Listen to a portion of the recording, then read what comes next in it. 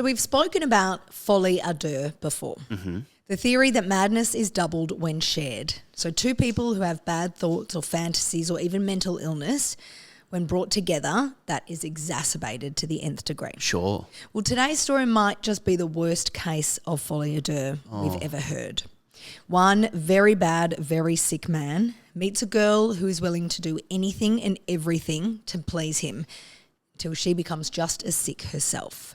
This is the awful case of Bernardo and Karla Homolka, known as the Barbie and Ken killers. Is it too late to say stop, please? Yes, written it already. Oh, okay. Yay.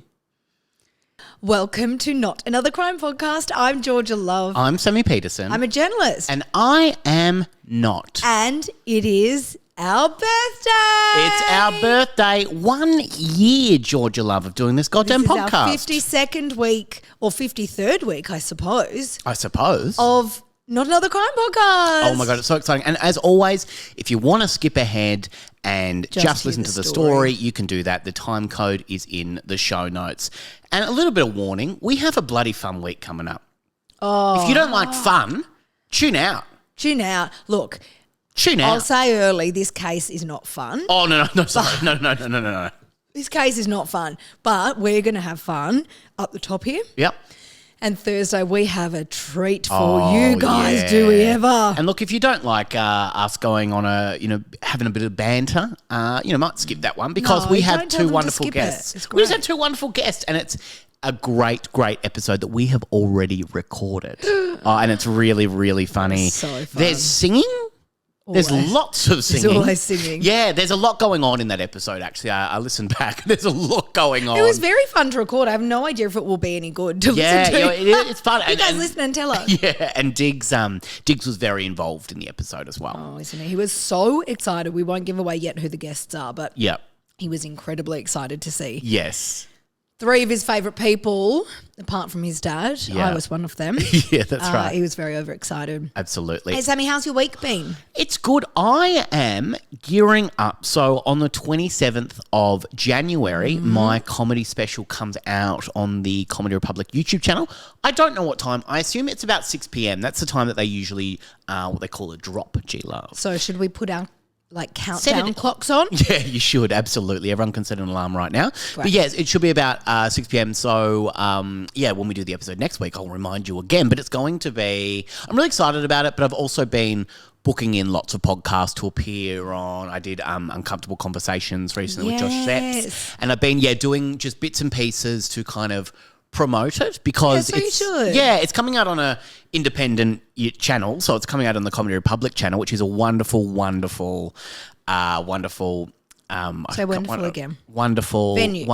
comedy venue, and I perform there all the time, so it kind of felt like the best place for me to record that. But then they asked if they wanted to put that out on. I'm not having a lot of I'm struggling a bit today with my words. It was a late night last night. What I will say is that last night I edited the episode with our guests for this Thursday, and I edited another episode of this podcast as well, and I had a power outage and I lost everything. No.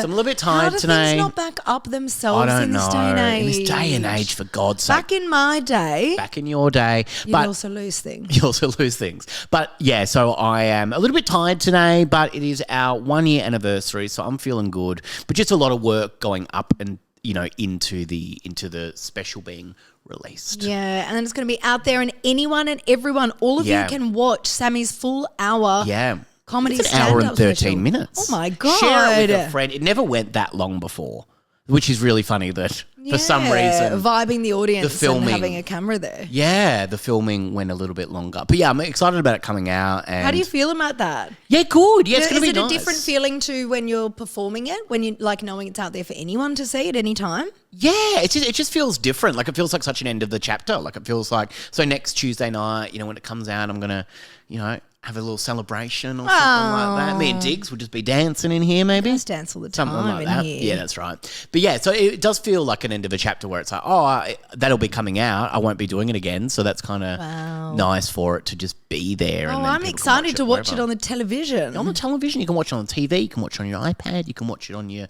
iPhone. Wow. Yep, whatever you want. What about your Android. Yeah, you wow. can watch it on Android. That's even cool. compatible with Android. How's your week, Chook? You're a bit sorry for calling you Chook. That's the wrong podcast. I'm hungover today. Yeah.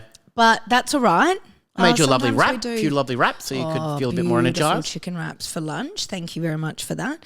And gave me a Red Bull. That's how well I was doing. Yeah. I went out to my favourite event, which I've spoken to you guys about before, Club Broadway. Yeah. I went to that yesterday, and the good thing about it is it's at the very cool nightclub time of 3:30 until 8:30 p.m. It's so good. That's the age we're at. Yes, exactly. Yeah. But the problem with that is you leave on a high of musical theatre, dancing and singing, and you leave and it is still daylight in summer. So then you go out for more drinks and then you regret it. Yeah. But you know what? You had fun. I did. And I dressed up. My sister, my friend Evelyn and I all dressed up as Mormons from Book of Mormon. Good. It was really fun.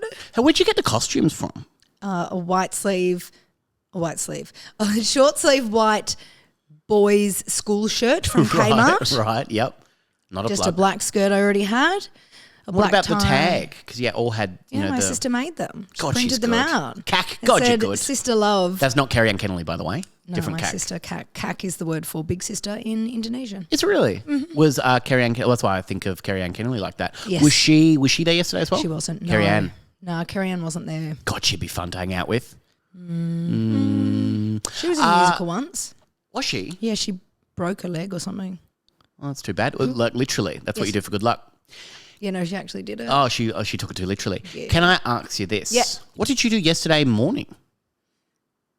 Oh, we went on a podcast. We went on another podcast. I was like, oh, shit, Sammy, I don't know. That was a long time ago.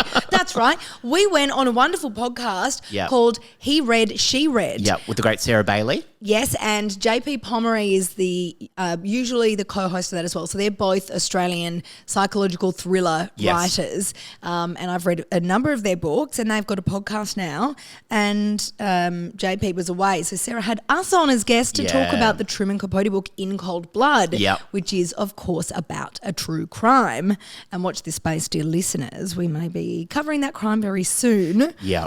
But if you want to go and listen to that podcast first, that won't be spoilers for the story. No, because we spoke about the book more. That's right. I've always said that's been my favourite. Like, it was my favourite book when I very first read it when I was like a young teenager. It's only been overtaken by Trent Dalton, Boy Swallows Universe. Yes. But that's not a true crime book. So the Selby Speaks series. Selby Speaks series as well, yes. As well. But yeah, it was really great to do it. We'll let you know when it comes out as well. We'll post it on the Instagram.com. Can people follow us? Yeah, they can actually on Instagram and TikTok. What? At Not Another Crime Podcast. And they can even email us directly at sammy@justanothercompany.com.au. Wow, that sounds fascinating. Can people, if they like the podcast, is there any way that they can kind of let us know and help us get it out there to more people?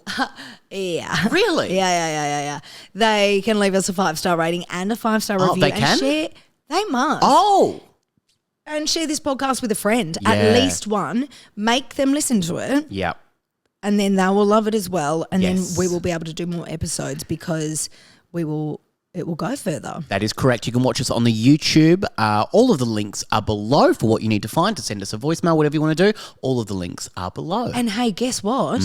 The crime gods have sent us a really exciting, quote unquote, story in the real life news. Yes. This very week, to celebrate our 1 year anniversary of the podcast, there is Be very careful. I am being very careful. Right.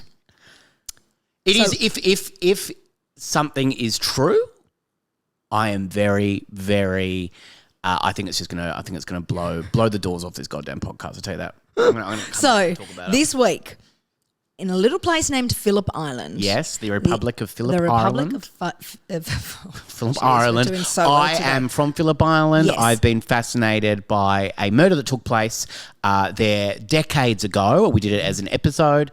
I've been fascinated, but it just kind of reached a conclusion. The Phillip Island murder was a man named Fergus Cameron and his wife Vivian Cameron were married, obviously.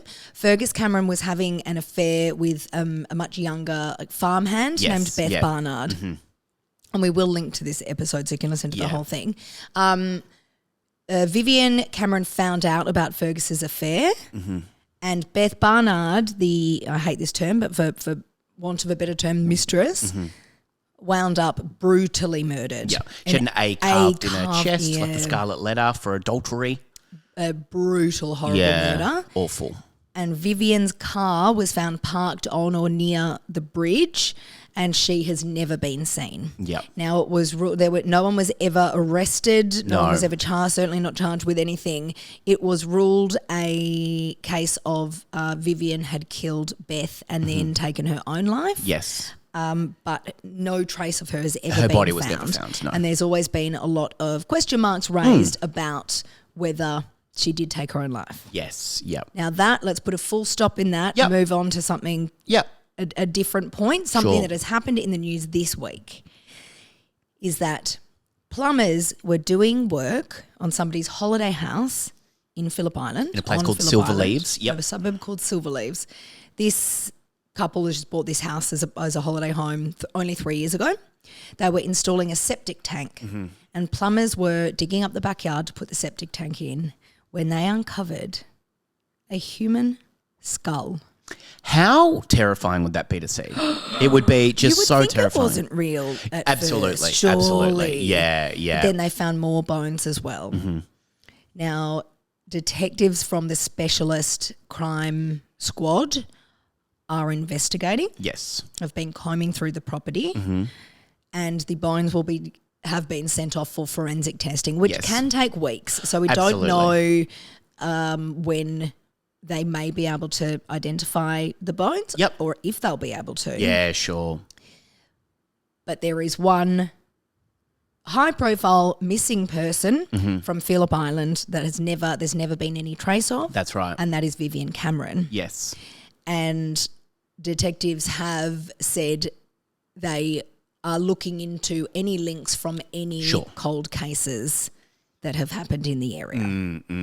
And you and I are very excited that it might be linked. Well, yes. And who knows? From the point of if this could be potentially Vivian Cameron, there might be some answers that her family...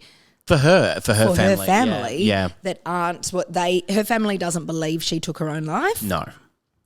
Obviously, if this has anything to do with Vivian, that would be an awful discovery. Absolutely. But, hopefully it could bring them some answers as well. Yes.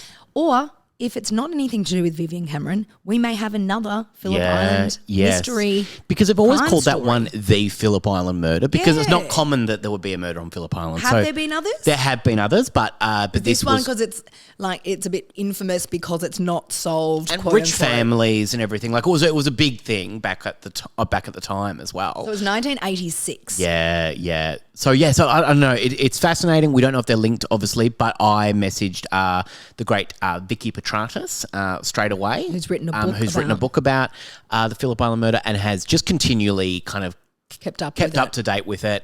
And I just messaged her and said, possibly a big day for you. And she said, I've been fielding a lot of calls because she was interviewed about she was on the news. about all of it and everything, saying, it could be a link, it could not be. Yeah. But just a fascinating discovery and something that because I've been so fascinated by separately, I'm being very careful, the Phillip Island murder for such a long time. That was the crime that got me into being fascinated by true crime. So this for me has been something that when I saw that pop up, I was like, oh my God, imagine Like, imagine if this is somehow linked. That is huge. That is something that, would just change so much.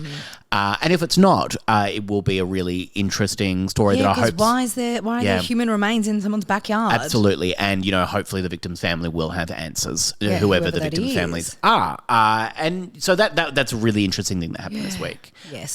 Nothing specific. No, just we told you two separate stories. Happened. And there's also been another update of sorts. Yeah. In another one of our episodes we've done, a very early one, with the incredible Mal Walden, the former Channel 10 newsreader and journalist, who told us the story about Eloise Warledge, the 8-year-old girl who vanished from her bedroom in the middle of the night.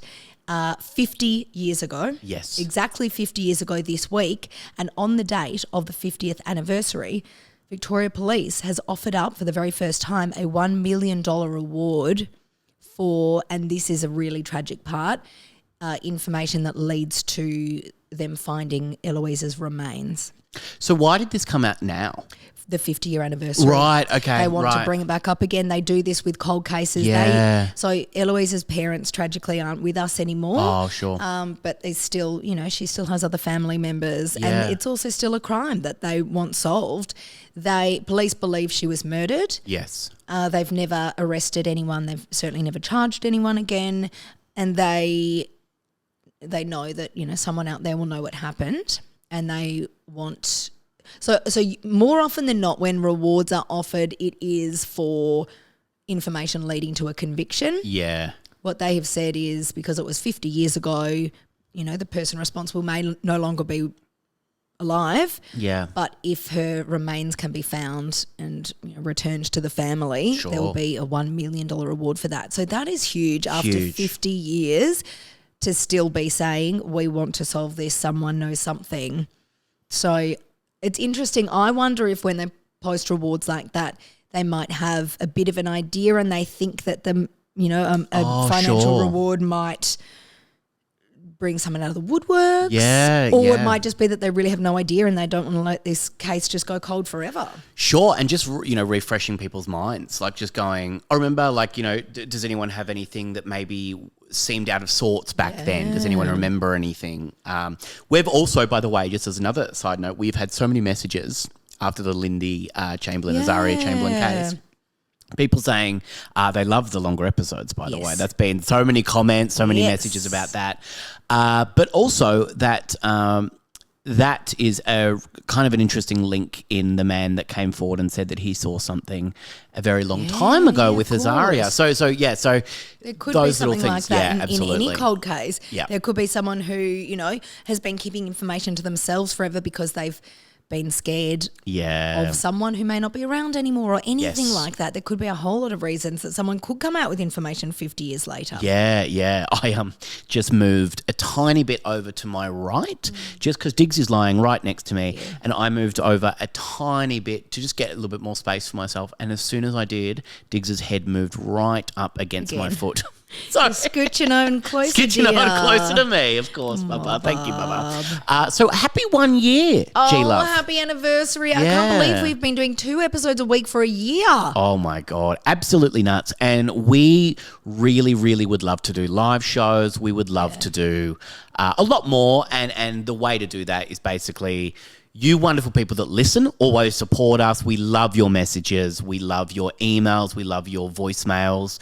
We love hearing from you. We love hearing how much you love the podcast, and we just want to grow it. And that's the way that we can do the live shows. It's very hard to do live things because you're putting... don't know who's gonna, if anyone wants to go. Well, yeah, exactly. And you're putting money into things. You're putting money into marketing. You're putting money to put the show on. So the way that we know that we're able to do those shows, if we get more listeners, more people engaging and everything. So if you're a big lover of this podcast, we love that you continually leave us reviews, ratings, and share this to your friends. Sharing it with friends really does help. And if there's a case that you're really interested in, we also love hearing suggestions from you as well. Another thing people have really loved from one of our recent episodes was the Betty Gore episode that you did.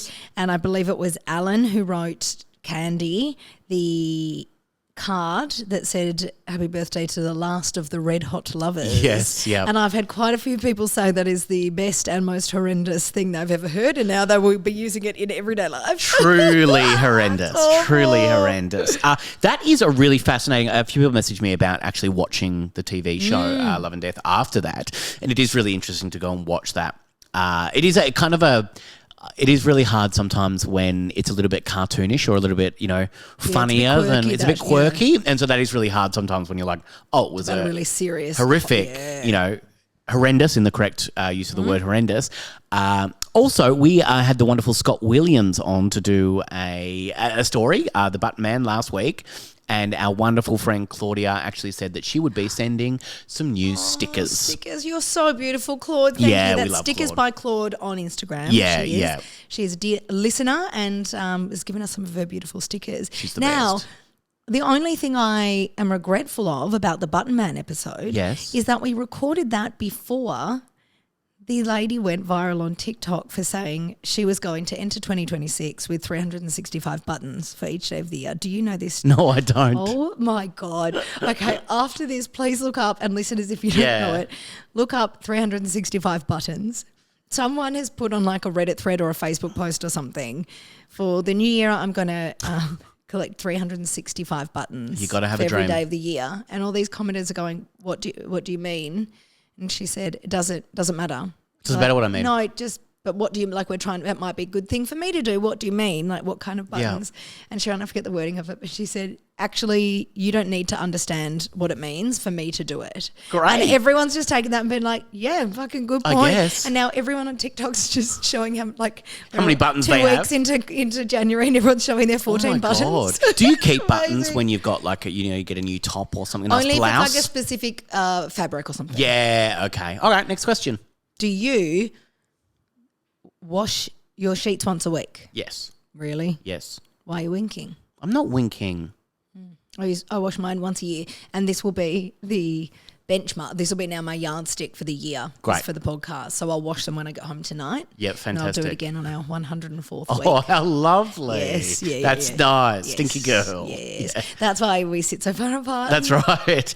Are you ready to get into this week's episode? I am. Are you? Yeah, kind of. Okay, a huge trigger warning for this episode. It is absolutely vile. We're talking about two disgusting, awful people.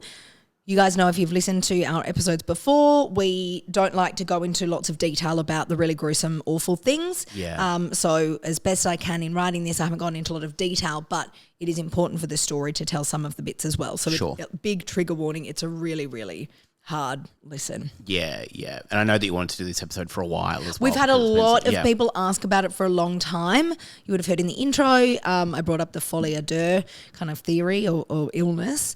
We've spoken about that a lot. We've done one of our very first episodes is the two girls from New Zealand. Yeah. We've done Fred and Rosemary West. There's this David real fascination. Yes, yep. Of course. There's this real fascination around couples in material, two people, and often they're couples who commit crimes together. Yes. And what that means. And we'll delve into it at the end of the episode of what we think about how this goes. This is a different take on it's different to the Fred and Rosemary West and the David and Catherine Burney, but it's real bad. So strap in. And at the end obviously we'll be doing the mailbag. Yes. And let me tell you, it is bursting at the seams, but we'll try and get through as much as we can. Big special one because it's our anniversary. Absolutely. So please stick around for that at the end. Absolutely. And thank you so much. I'm going to take a sip of my Jans to gear myself up for this. All right. You got it. G, for everyone just listening, did a shoey of Jans. Yeah. Drinks, let's. Paul Kenneth Bernardo was born on August 27, 1964 in Scarborough, Ontario, Canada. Mm-hmm. He was the third and youngest child of Kenneth and Marilyn. Bernardo's father often sexually abused his older sister, Deborah. He would do so in front of other family members. Oh, how horrific, and no one did anything. Yeah, this is the first sentence. I'm telling you, this episode's a lot. Yeah. No, I'm not. I'm so sorry. Don't apologise. I'm saying, I'm sorry, it's such a bad story. He would eventually go on, this is Kenneth Bernardo, to be charged with multiple crimes, including pedophilia and voyeurism. What's voyeurism? Well, it's when you're like spying. Right, okay, right. I don't know if it's a crime here or if it Yep. is anymore. I mean, this was in the kind of 60s or 70s, but yeah, like peeping. Yeah, sure. And that doesn't mean like, having a little peek at No, Christmas presents. it's under the yucky. I'll tree. say it. It's yucky. It's yucky. Paul Bernardo's mother often withdrew from her family due to suffering severe depression and agoraphobia, which is when you can't leave the house. Yeah. And she actually eventually moved into the basement of the home they all lived in together. To be away from everything? Yes. Yeah, To right. be kind of further away from outside and the threats she felt from outside. Oh, wow. Paul Bernardo presented himself as a happy and well-adjusted child despite his family's dysfunctions, especially from his parents. And he was actually an active member of the Scouts. Oh, okay. Were you a Boy Scout? No, I wasn't. Oh, no. weren't you? Were you? That's why you can't tie ropes. You're a Girl Scout? That's why I can't tie I was a Girl ropes. Guide. Girl Guide. I did okay. all levels of Girl Guides. I started at Gum Nuts, then went to Brownies, then Girl Guides, then Rangers. Oh, cool. Did you sell the cookies? Oh, yeah. Oh, yeah. Don't I worry sold about the that. cookies, all right. Yeah. After a fight between his parents in 1981, a 16-year-old Paul Bernardo was told by his mother that he was the result of an affair that she had had. Oh, wow. So when he was 16, they had a fight and she goes, well, you know what? He's not even your dad anyway. I had an affair and you're that man's son. Oh, my God. You might go into this. Do you know if the dad knew? No, I don't know that. okay, No, yep. but I believe that it is true. It wasn't Yes, just something okay. she was saying. Yeah. Kenneth wasn't his biological father. She wasn't just being cruel. She was, No. no. But I personally think that's cruel anyway. Yes, of course. But this is even more cruel.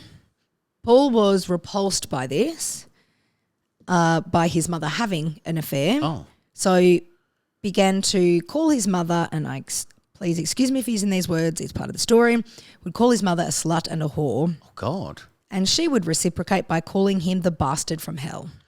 Wow. Okay. So they had a great relationship. Yeah. That was going well. Now, a lot of this, I don't think I've written this into the script, but we'll kind of go into it. There's a lot of insinuation that Paul's kind of hatred for women or the way he treated women going forward was kind of linked to his disdain for his mother. Yes, yeah. Well, that would make sense, wouldn't it, as a psychological sort of link there? Makes sense is one thing to call Yeah. it. But yeah, for his link, it was kind of he was furious at his mother. He thought his mother was all these awful things, so he just didn't respect women. Wow. So Paul had girlfriends here, there, and everywhere when he was a teenager. The first of his girlfriends to break up with him because she got sick of his controlling behaviour as a teenager. When she left him, Paul set fire to all of her belongings. Oh, my God. This is when he's 16 years old. All of her belongings? Yeah. Oh, wow. Yep.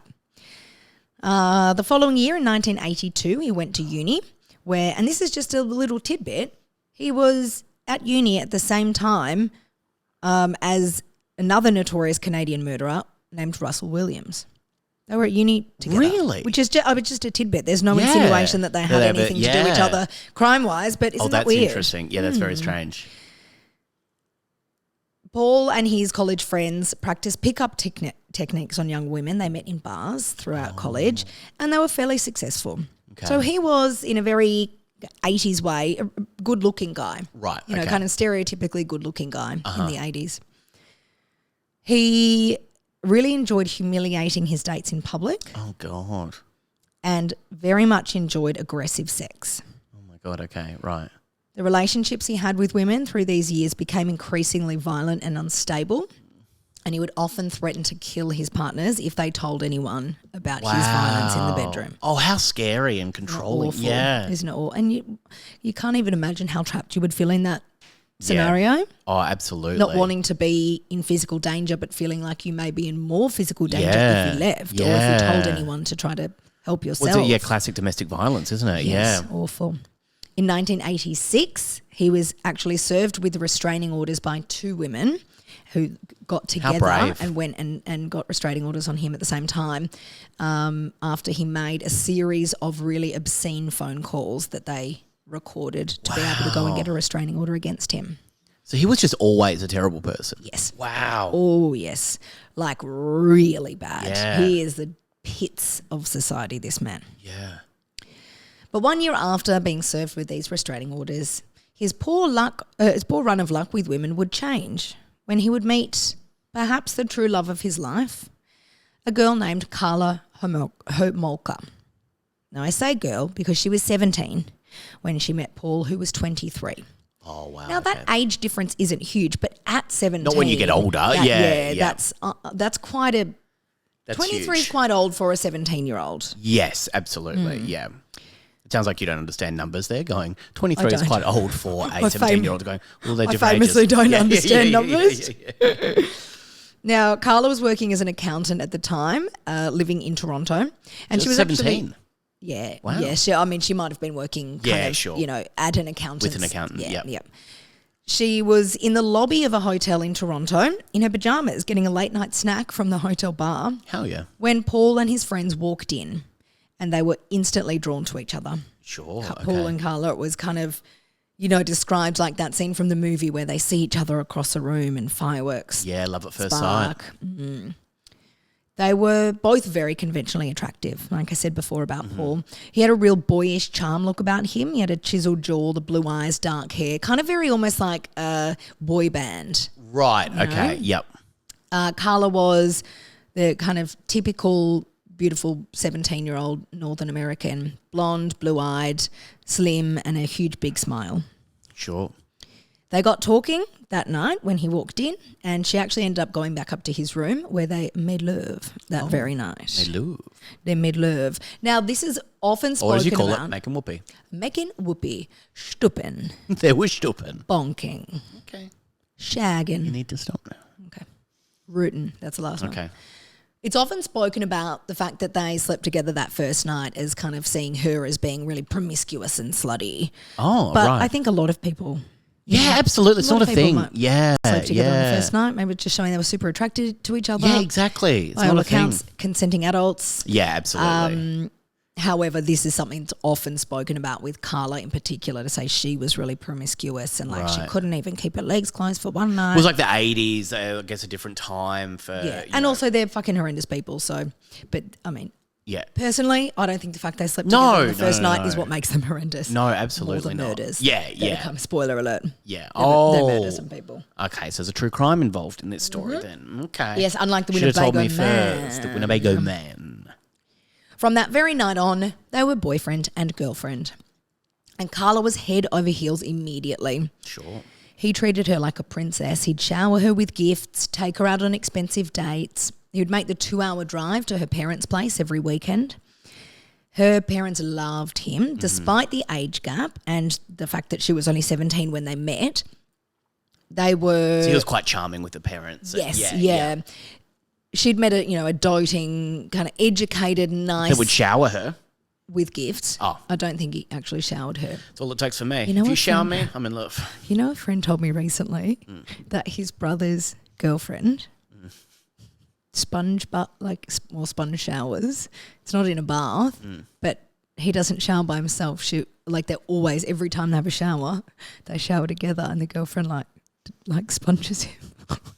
That's weird. I think it's so weird. But maybe that's and love. I said, how Maybe long that's have beautiful. they been? They're just like really obsessed in the honeymoon phase. I said, how long have they been together? And he said 6.5 years. I was like, oh my God. So when they were like sponge bath at the together. family's place for Christmas, it was like he'd go, I need a shower. And so she'd go, okay, and like walk off with him. And they go, and the mum goes, she sponges him.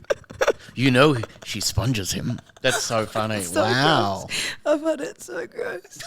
Why are you so inflexible? Sponge yourself. Sponge yourself, for God's sake. That goes for everybody. And you could all take something from this today. Okay, so Paul would shower Karla with gifts. With gifts. I don't know if he sponged her. You do it like a shower, though. Throw them up and let them all Shower down. down. Yes, hopefully they weren't too heavy. Yes. Flat screen TVs or anything. Yes. A In year in, we're doing 1986. pretty well for ourselves with our chemistry. Oh, yeah. Yes. So her parents were pleased she'd found an educated, nice, doting man that she could settle down with. Well, the age of 17 as well. Like, it's young, but it's like, Oh my I God, guess, my you'd parents be weren't, thinking, there's no way. My parents were very, I had a couple of friends who met their, long-term boyfriends, some of them now husbands, when they were 17, 18. Yeah.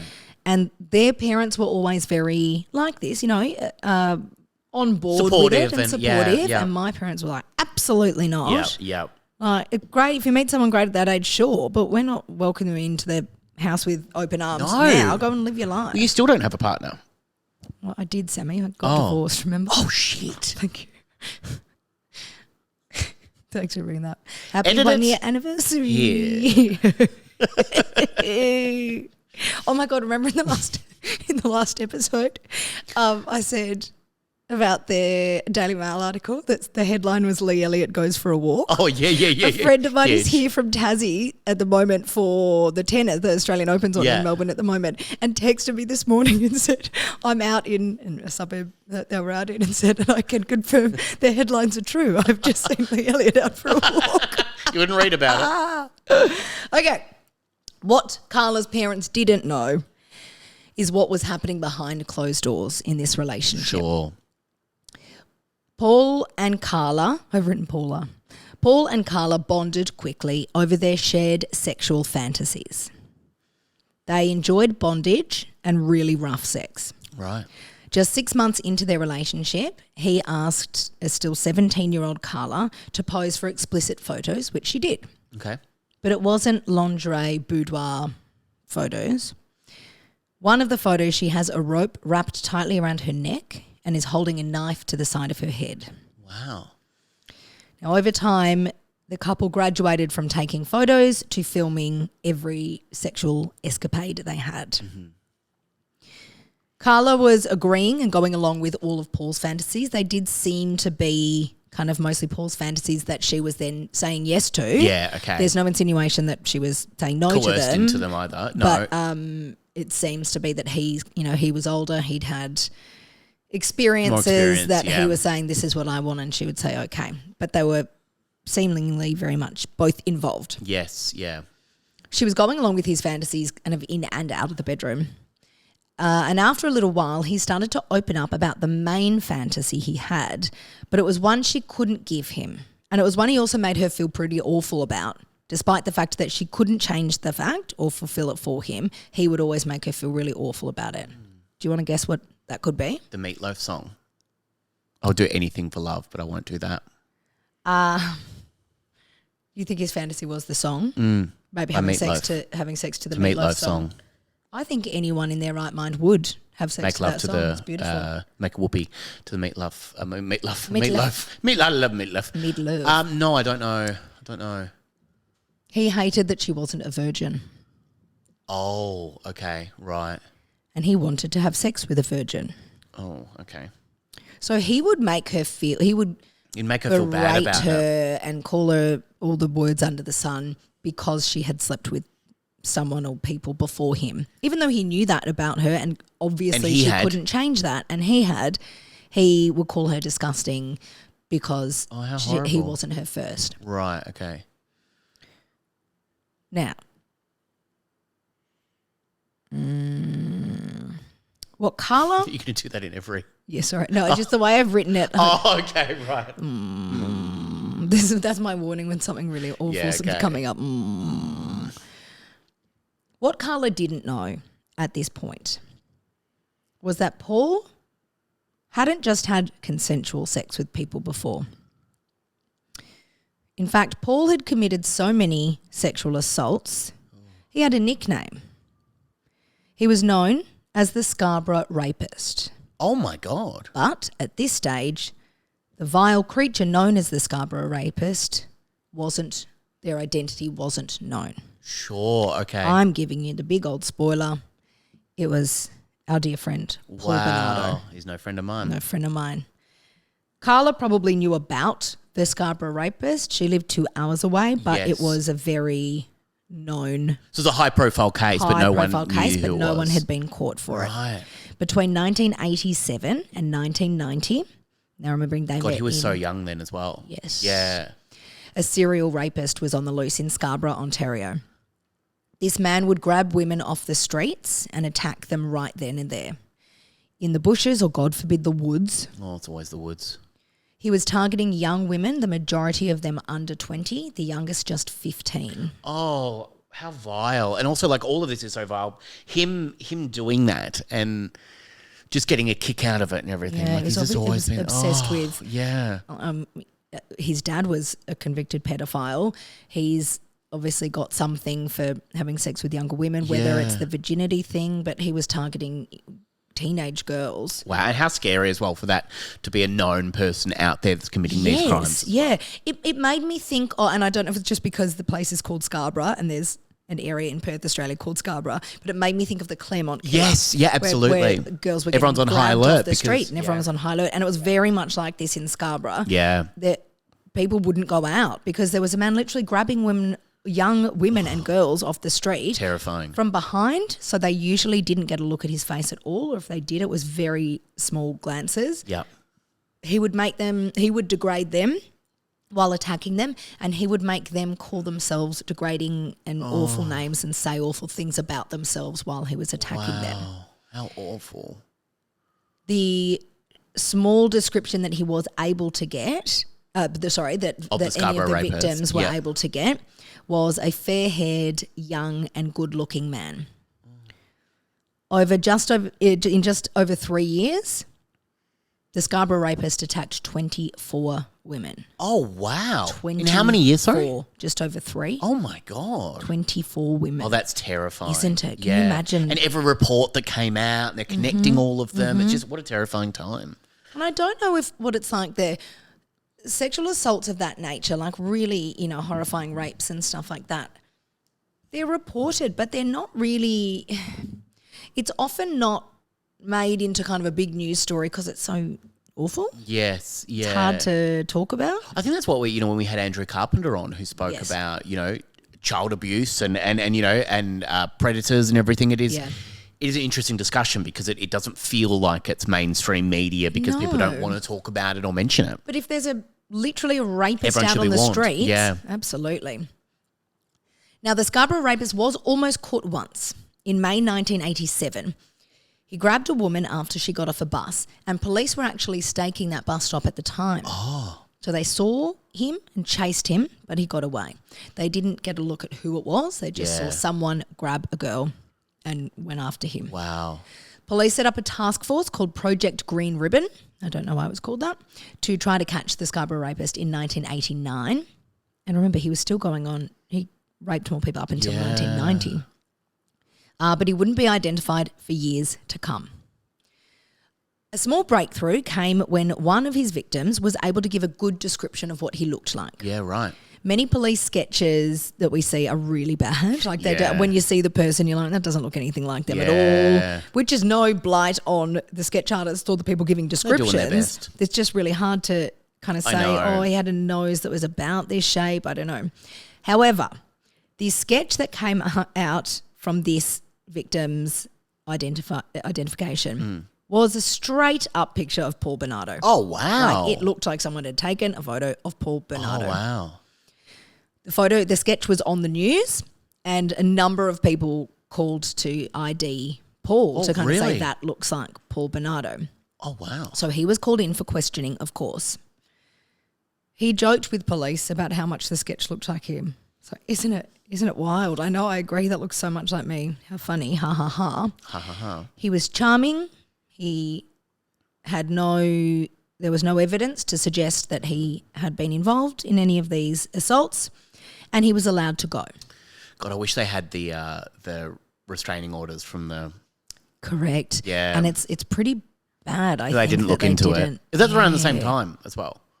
I'm imagining. Yeah, if it was, that's terrifying. Now they did, DNA was very new, but they were swabbing people. Oh, okay. I don't know if that's because they kind of knew that this technology was still being developed or it had been developed but was just still very new. Yeah. Paul willingly gave a DNA sample via a swab, and his DNA just went into their files where it would sit undetected for a few more years among 50,000 other samples. Oh, my gosh. 50,000 other samples. You just wonder how there can be that many samples just sitting there and people having to go through them as well anytime. Yeah. So there's a bit of background about how great this guy is. Right. Yeah. And Karla didn't know about his those crimes at this point Yes. that we know of. Yes. Okay. Yep. So, back to him wanting a virgin. Karla thought a way around trying to help him with this fantasy was to try to pretend to be one, a bit of role play. Mm-hmm. She had a 13-year-old sister, and she would dress in her clothes to have sex with Paul. Her sister's name was Tammy. After a while, they would take this fantasy role-playing actually into Tammy's bed when she wasn't home. Right. And Paul would call her by Tammy's name. There are a number of times that he would put a picture of Tammy on the bedside and look at that while he was sleeping with Karla. And while Karla wanted to please Paul, this obsession started to become a bit much, and Karla became a bit jealous of her kid sister. Oh, wow. So she made a decision after almost a couple of years of this happening, when Tammy was now 15. Karla made a decision. She was going to help give Paul her sister's virginity. I know this part of the story. It's vile. And in fact, this is what she told him was his Christmas present that year. She didn't want Tammy to know, so she planned to sedate her. Karla worked at an animal hospital, and she stole an anaesthetic called halothane, which is what's used to put animals to sleep during operations. Okay. So not to sleep, but put them under during operations. Yes. So it's an anaesthetic. On the night of the 23rd of December 1990, Carl and Paula had a nice Christmas evening with Karla's family. Paul was actually living there at the time. Mm-hmm. When Karla's parents and her younger sister Laurie went to bed, Karla and Paul started plying Tammy with alcohol. They put the drug triazolam into her drink, which is a sleeping pill. Yeah. And it worked quickly. Tammy fell quickly unconscious. Well, fell really deeply asleep. And Karla and Paul took her down to the basement as her parents slept upstairs. And it was in the basement that Karla took out the halothane that she had stolen from work. Now, halothane is usually used through a vaporizer, which lessens the strength. Yes, yeah. I would think working in an animal hospital, Karla would have known that. But what she did was put halothane directly onto a cloth and hold it over Tammy's, like chloroform. Hold it over Tammy's nose and mouth until she fell completely unconscious. While her parents, or their parents, and the other sister Laurie slept upstairs, Paul raped an unconscious 15-year-old Tammy while her sister Karla filmed and then joined in. Monsters. At one point, Tammy began to choke. She was choking on her own vomit in her drugged and unconscious state. When they realised what was happening, they tried to revive her, but they couldn't. Tammy had died. Oh my God. Paul and Karla cleaned up the basement, redressed Tammy, took her back up to her room and put her in her bed, and then called 911. Tammy, who was 15 years old, was pronounced dead in hospital in the early hours of Christmas Eve 1990. To doctors, this was a very sad but a cut and dry case. She'd got really drunk, she'd taken some drugs, and she'd choked on her own vomit. But there was also a large chemical burn on her face, and I can't believe this was not... Chemical burn? Yes. Right. I can't believe this wasn't a bigger issue to doctors or police. They thought it was from her vomit, that she'd vomited and had laid in the vomit, and the acids somehow because of all the alcohol and the drugs in her system had kind of burnt her cheek, which is really awful. But no one ever looked into whether it could be from halothane. Yes, yeah. Well, I guess at that point they're thinking, why would it be? Exactly. That would be such a rare thing to be able to get. It seems like another, and it might be an easy thing to say, shoulda, woulda, coulda, but it does seem like another example of something wasn't particularly Yes, checked, yeah, it wasn't looked into properly. Now, it is often discussed whether this death was accidental or planned. Obviously, the rape was planned, but whether Tammy's death was. Yeah, okay. Using the halothane the way she did and working in an animal hospital, Karla should have known that that could kill someone. Yeah. Did she want her sister out of the picture? She's jealous of her. It's like, it feels like that, yeah. Was it like, well, I don't want Paul wanting her anymore? Yeah. If she hadn't have died, would she have woken up the next day and remembered, like, what happens then in the family? Yeah. Was this reckless or calculated? At Tammy's funeral, multiple people commented later on that they saw Paul lingering at the open casket for a long time and even like having his hands in the casket, and it made them feel uncomfortable. Yeah. Inside the casket, Paul and Karla placed a copy of their wedding invitation. Yes, they were engaged at this point. God. Which showed a photo of the couple smiling. They put this in Tammy's casket. Now, this was later discovered when Tammy's body was exhumed 3 years later. Oh, God. And they were removed at the request of Karla's family. Yes, yeah. Now, following this tragedy, Paul and Karla continued on with life. They moved out of the Homolka's home and rented their own place. They continued filming themselves having sex, and now they had a new fantasy to play out. Karla would dress in Tammy's clothes. Oh, my God. And pretended to be her. So back to questioning whether it was an accident or not. Even if it was, whatever they had now was the polar opposite of remorse. Yeah. They were literally getting off on it. Yeah. How fucked It's up disgusting. is that? Yeah. To be recreating the death of your sister to get off your fiancé. They're absolute monsters. Monsters. Yeah. And then they got married. 6 months after killing Karla's sister. Happy, big, joyful day with their family and friends. But because it's Paul Bernardo, being engaged or even being married wasn't going to make him settle down. No. He got bored with Karla before they were even married and went back on his shit of shaming her for not being a virgin when they met.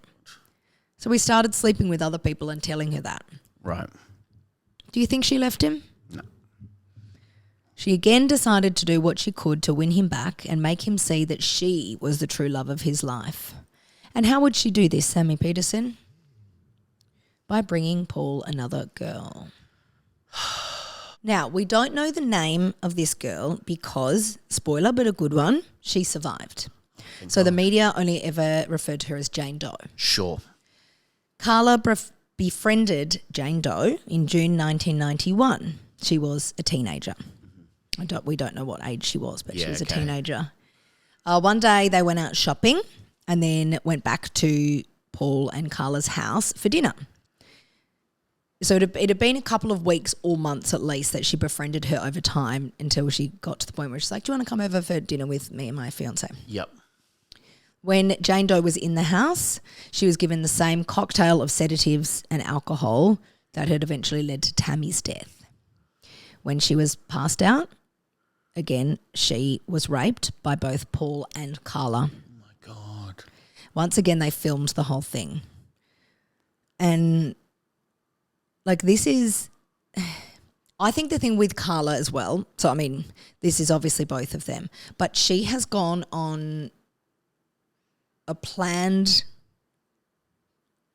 kind of journey to get this girl to trust her, a young girl who's more likely to trust a female. Of course. And befriend her so that they could rape her. You know, it wasn't even snatching someone off the street. It was a considered, planned effort. Yes. And as much like Dean Coral or something. Or, Yes, David and Catherine Burney, like Catherine being in the car as well to be able to gain the trust of someone they're picking up. And this is she's kind of, early 20s at this stage, like very early 20s, maybe 20, pretty blonde, sweet-looking thing. It's just, I don't know, it doesn't make it worse, but it feels like it does. It feels like it's more using someone's trust in that as well. Yeah. So Karla was very much as involved in the rape, the physical assault, as Paul was. My God. At one moment during the attack, while she was unconscious, Jane Doe started to choke just like Tammy had. Karla freaked out and called an ambulance. Called an ambulance? Really? Yes. Oh, Yep. wow. But Jane Doe soon came around and started kind of coughing up and came to, and they cancelled the ambulance. How do you cancel an ambulance? Call 911 and say, don't need it anymore. False alarm, yeah. God. And you could say, well, they should send someone around just in Absolutely. case. But if you think, you hear about all ramping issues with ambulances. I don't know what it's Yeah. like in Canada or what it was at that time. But if someone is saying we don't need an ambulance, they're not going to send one because there will be someone else who does need one. Sure. So Yeah. I think Yeah, that's that makes not sense. that's not a fault on them, I don't think. You'd think there'd be some sort of aftercare or something, though, to be like, anyway. Or, send a police officer around or something. I don't know. When Jane Doe woke up, she had absolutely no memory of what had happened. She thought she got really drunk and blacked out. Oh, my God. She left the house sore and disoriented, but alive.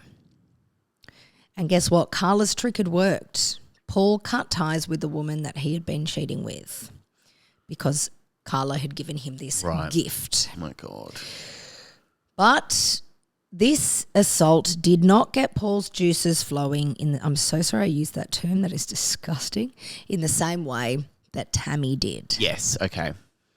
So he wanted to step it up a notch. Oh, my God. Just a couple of weeks after the assault on Jane Doe, Paul was on a drive out stealing number plates because he's a good guy. Sure. And he came across a 14-year-old girl. I'll say that again. A 14-year-old girl named Leslie Mahaffey, who had been locked out of her house. He got out of his car and approached Leslie, saying that he was there and he was going to break into a neighbour's house. She was unfazed by this, and she asked if he had any cigarettes. He said, "Yes, I do, in my car." So she followed him to his car. Nailed it. He blindfolded her, forced her into the car, drove her to his and Karla's house, and told Karla, "I've found us a victim." Paul and Karla videotaped themselves sexually assaulting and torturing Leslie Mahaffey while they listened to pop music. So the videotaping isn't like that part of it just makes it all the more disturbing and disgusting. Like they're going to watch it back. Like that is just so... It's not even calculated, but it's just so Sick. It's just sick, isn't it? Yeah. We talk about this so often in so many of these crimes, and it obviously becomes their undoing because there's stuff that's filmed. That's how sick these people are. It's not even just, getting off on this once. They want to be able to relive it. Yeah, Ugh. yeah. Oh, it's Disgusting. made me feel sick. I think it's your hungover and also because of the story. It might be the hangover. Yeah, it's definitely not the torture and rape. It must Okay, be no, the I'm saying hangover. also, It must okay. be all the vodkas. I said to my friend this morning, who came out and met me later, I was like, "Oh, yeah, I'm really hungover." She's like, "Oh my God, me too. I had so much wine." I said, "Oh, I just stuck on vodkas at least." And she goes, "You were drinking wine when I got there." And I went, "Oh, yeah, okay." Didn't remember You that. got me. You got me. My hands are up. Stop laughing. This is awful. At one point on the tape, Paul is heard saying to Leslie Mahaffey, "You're doing a great job, Leslie, a damn good job. The next 2 hours are going to determine what I do to you. But right now, you're scoring perfect." Which is incorrect grammar as well, The fuck? Her blindfold slipped off a couple of times, which kind of, meant she could have seen her whereabouts. She could have seen, she had seen Paul already before. Yeah.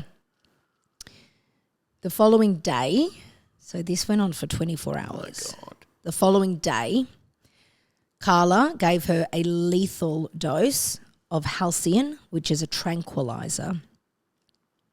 And Karla claims that Paul then strangled her.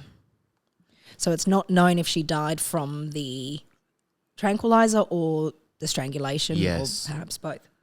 Is Paul working at this point? I don't know. Yeah, so I haven't got this stat Carla's here. actually working at the vet. Yes. Yeah, Yeah, great. yeah. Right, okay. I mean, I'm assuming so. If he was, Yeah. I mean, they're in a place together. Yeah, they Oh moved no, he out must together be. and Because remember, I everything. said the parents were quite happy that he was like, kind of Yeah, did well for employed himself. and- But yeah, I'm sorry, no. I didn't look into that. Now, after they had killed her, the couple hid Leslie's body in their basement because Karla's family was coming around for dinner for Father's Day. Oh my God. How fucked up is that? So just left her down there While they had the family over for dinner Oh my for God. Father's Day. After the dinner, they decided to dismember Leslie and encase each part of her remains in cement. In cement? Yes. Paul went and bought a dozen bags of cement at a hardware store the following day, which we know because he kept the receipts. That's a fucking idiot. They made a number of trips to the dump, the tip, with the cement blocks. Oh, not to the dump, to dump the cement blocks. Right. About 18 kilometres, which is about 11 miles, south of where they lived. Now, at least one of the blocks of cement weighed 90 kilos, which is 200 pounds. Wow. So it was like they couldn't get it into any water to sink it. So they were dumping it in Lake Gibson. Oh, okay, right. In a lake. But one of them they couldn't get there. So they just lay it near the shore. And it was found on June 29, 1991. Can you guess what that date also was? No. Have we spoken about anything that might be happening in their lives? Their wedding? Their wedding day. Oh, my God. Coincidentally, was the day that the cement blocks containing Leslie Mahaffey's body parts were found. Wow. So they're celebrating their wedding with their friends and family, horse-drawn carriages, big fancy wedding, while a 14-year-old girl they have killed is being discovered by canoers who came across these cement blocks. My God. And did they scan them and everything? Was that the... Well, they just found the cement blocks? They found the cement blocks and somehow found that Leslie was in them. Oh, my God. Now, they seemed to have a happy first almost year of marriage until their murderous streak rose again. On April 16, 1992, they went for a drive actively looking for victims, the two of them together.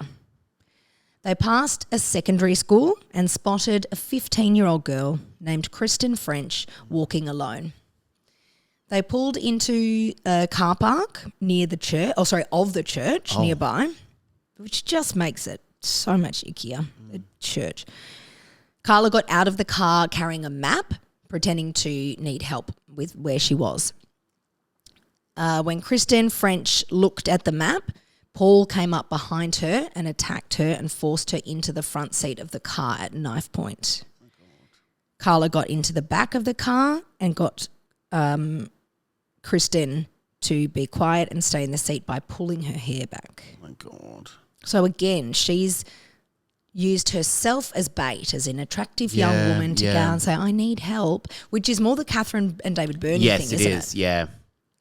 Now, after Kristen French failed to arrive home, her parents labelled her missing or reported her missing and were sure that there must have been foul play. This was very out of her nature. Within 24 hours, the police department there got a search team together and they started scouring the area.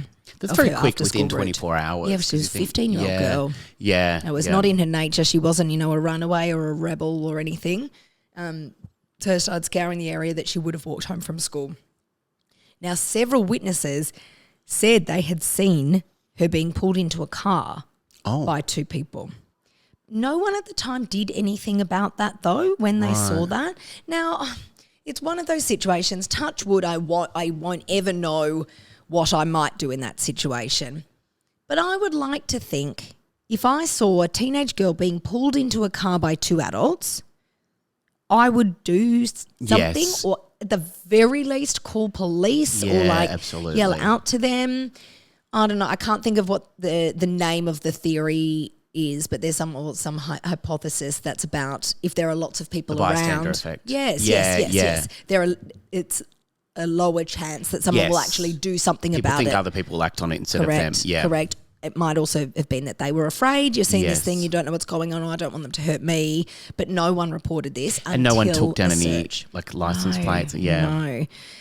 Police interviewed all the people who had claimed to see this scuffle go on. And it wasn't just that she got into a car. They'd seen her kind of like a scuffle. And they all said that they saw the car that she got into the back of was a cream-coloured Chevrolet. Right. And the police ran with this lead. So they're looking everywhere for this cream-coloured car. and like front page of the newspapers, like big signs, everything saying, have you seen this car? But turns out Paul didn't drive a cream-coloured Chevrolet. Installing all those plates and stuff as well. Exactly. He actually drove a gold Nissan. So whether eyewitnesses got that wrong, it was a stolen car, we don't know. While they were searching for the cream-coloured Chevrolet, they searched the the church car park where she had been taken from, and they found one of her shoes, a torn corner of a map, and a lock of brown hair. So it was almost as if Kristen had actually been trying to leave clues. Yes, yeah. Yeah. Now, the gold Nissan that Bernardo drove, in that car, he and Karla took 15-year-old Kristen French to their home, where once again, over a period of several days, they raped, abused, tortured, and recorded. Oh, my God. The Bernardos made Kristen watch her father give a tearful speech on the news, asking if she was watching this, begging her to come home. Isn't that one of the sickest things you've ever heard? Yeah. Look at your dad crying, asking for you to come home. Isn't that absolutely vile? It's disgusting, yeah. Now, this all happened to be over the Easter weekend. On Easter Sunday, after days of rape and torture, the pair killed Kristen French. And then they went to the Homolka's house for Easter lunch. My God. I don't know why they're doing all these things on like big holidays where they're having family lunches. It's probably something twisted about it as well. Yeah, because even Tammy was Christmas Eve. Yeah.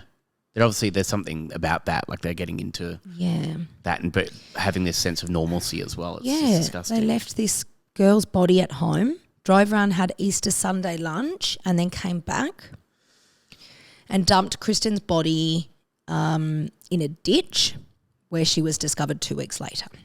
God. They didn't cut it up this time. Her naked body was found on April 30, 1992 in a ditch, as I said, about a 45-minute drive from where Paul and Karla lived and a very short distance from where Leslie Mahaffey was buried. Oh, wow. Kristen had been washed and her hair had been shaved, although it was thought that the hair was maybe removed and kept as a trophy. There was a bit of speculation that I read too that it might have been about identification, but I mean, she had her I don't think her fingerprints and her teeth intact. Yeah.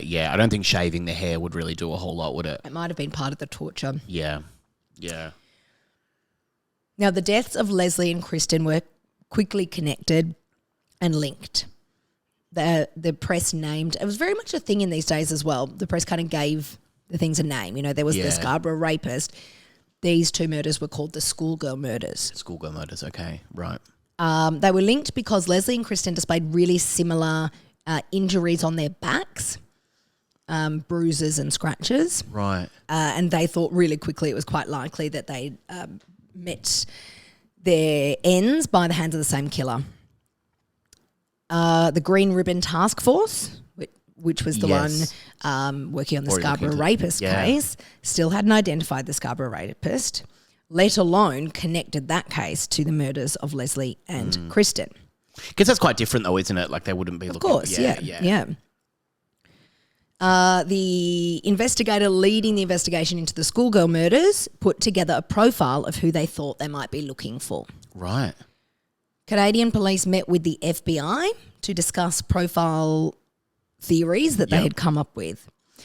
And what they'd come up with was that the killer would be a man who has a violent history against women and a man who definitely beat up his spouse. Yes, okay. I find criminal profiling so fascinating. Yeah. Absolutely. You would think that would be a pretty likely scenario for that. Like doing, violent, angry things to women. Yeah. But even that, why do they think it was someone who had a spouse? Like, I find it fascinating. But that's what they came up with. Now, amazingly, an acquaintance of Paul's, I don't know whether this is a co-worker or a friend, I've just seen it referred to as an acquaintance, actually called with a tip-off saying, you should look into this guy. Right. I don't know why. I don't think Something he had about ever him. said. I couldn't see anything about him giving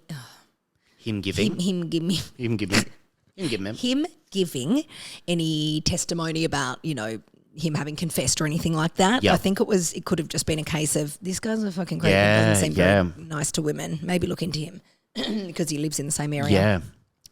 So Paul's name was kind of on the radar and in their sights. Now, while all of this investigation was going on, police started searching their DNA systems to see if they found any matches coming up. Oh, sure.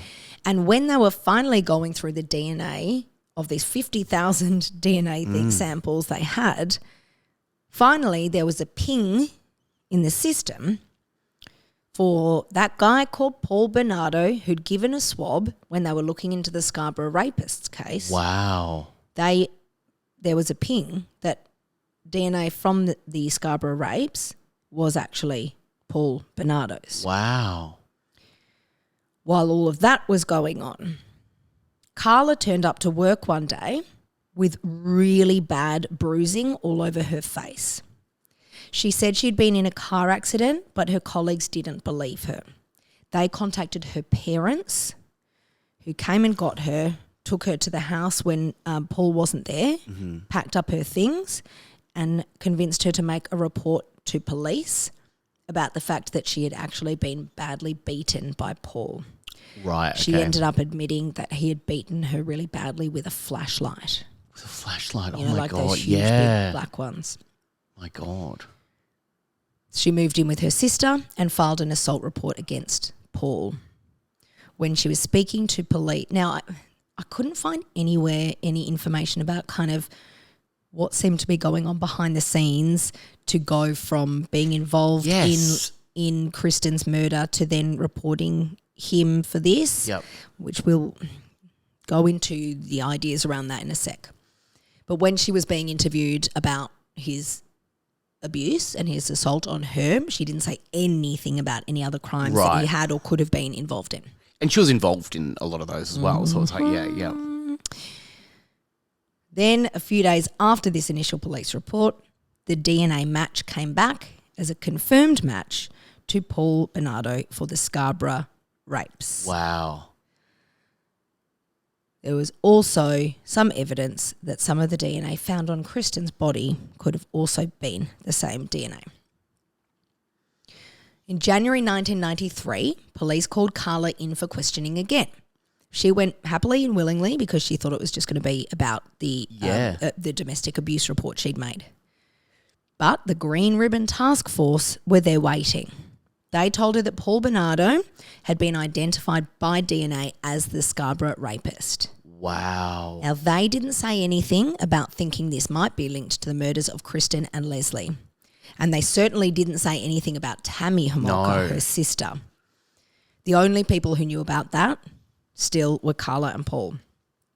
Now, when Karla realised that they were talking about her semi-estranged husband being the Scarborough rapist, she did not cooperate with police. She gave absolutely nothing away, but when she came home from the interview, she told her uncle everything. Wow. She told him that Paul was the Scarborough rapist and that he actually often had boasted of raping upwards of 30 women. Oh my God, what a monster. She also told her uncle that he had killed and she had assisted in killing Kristen and Leslie. Oh my God. And admitted that she assisted in that.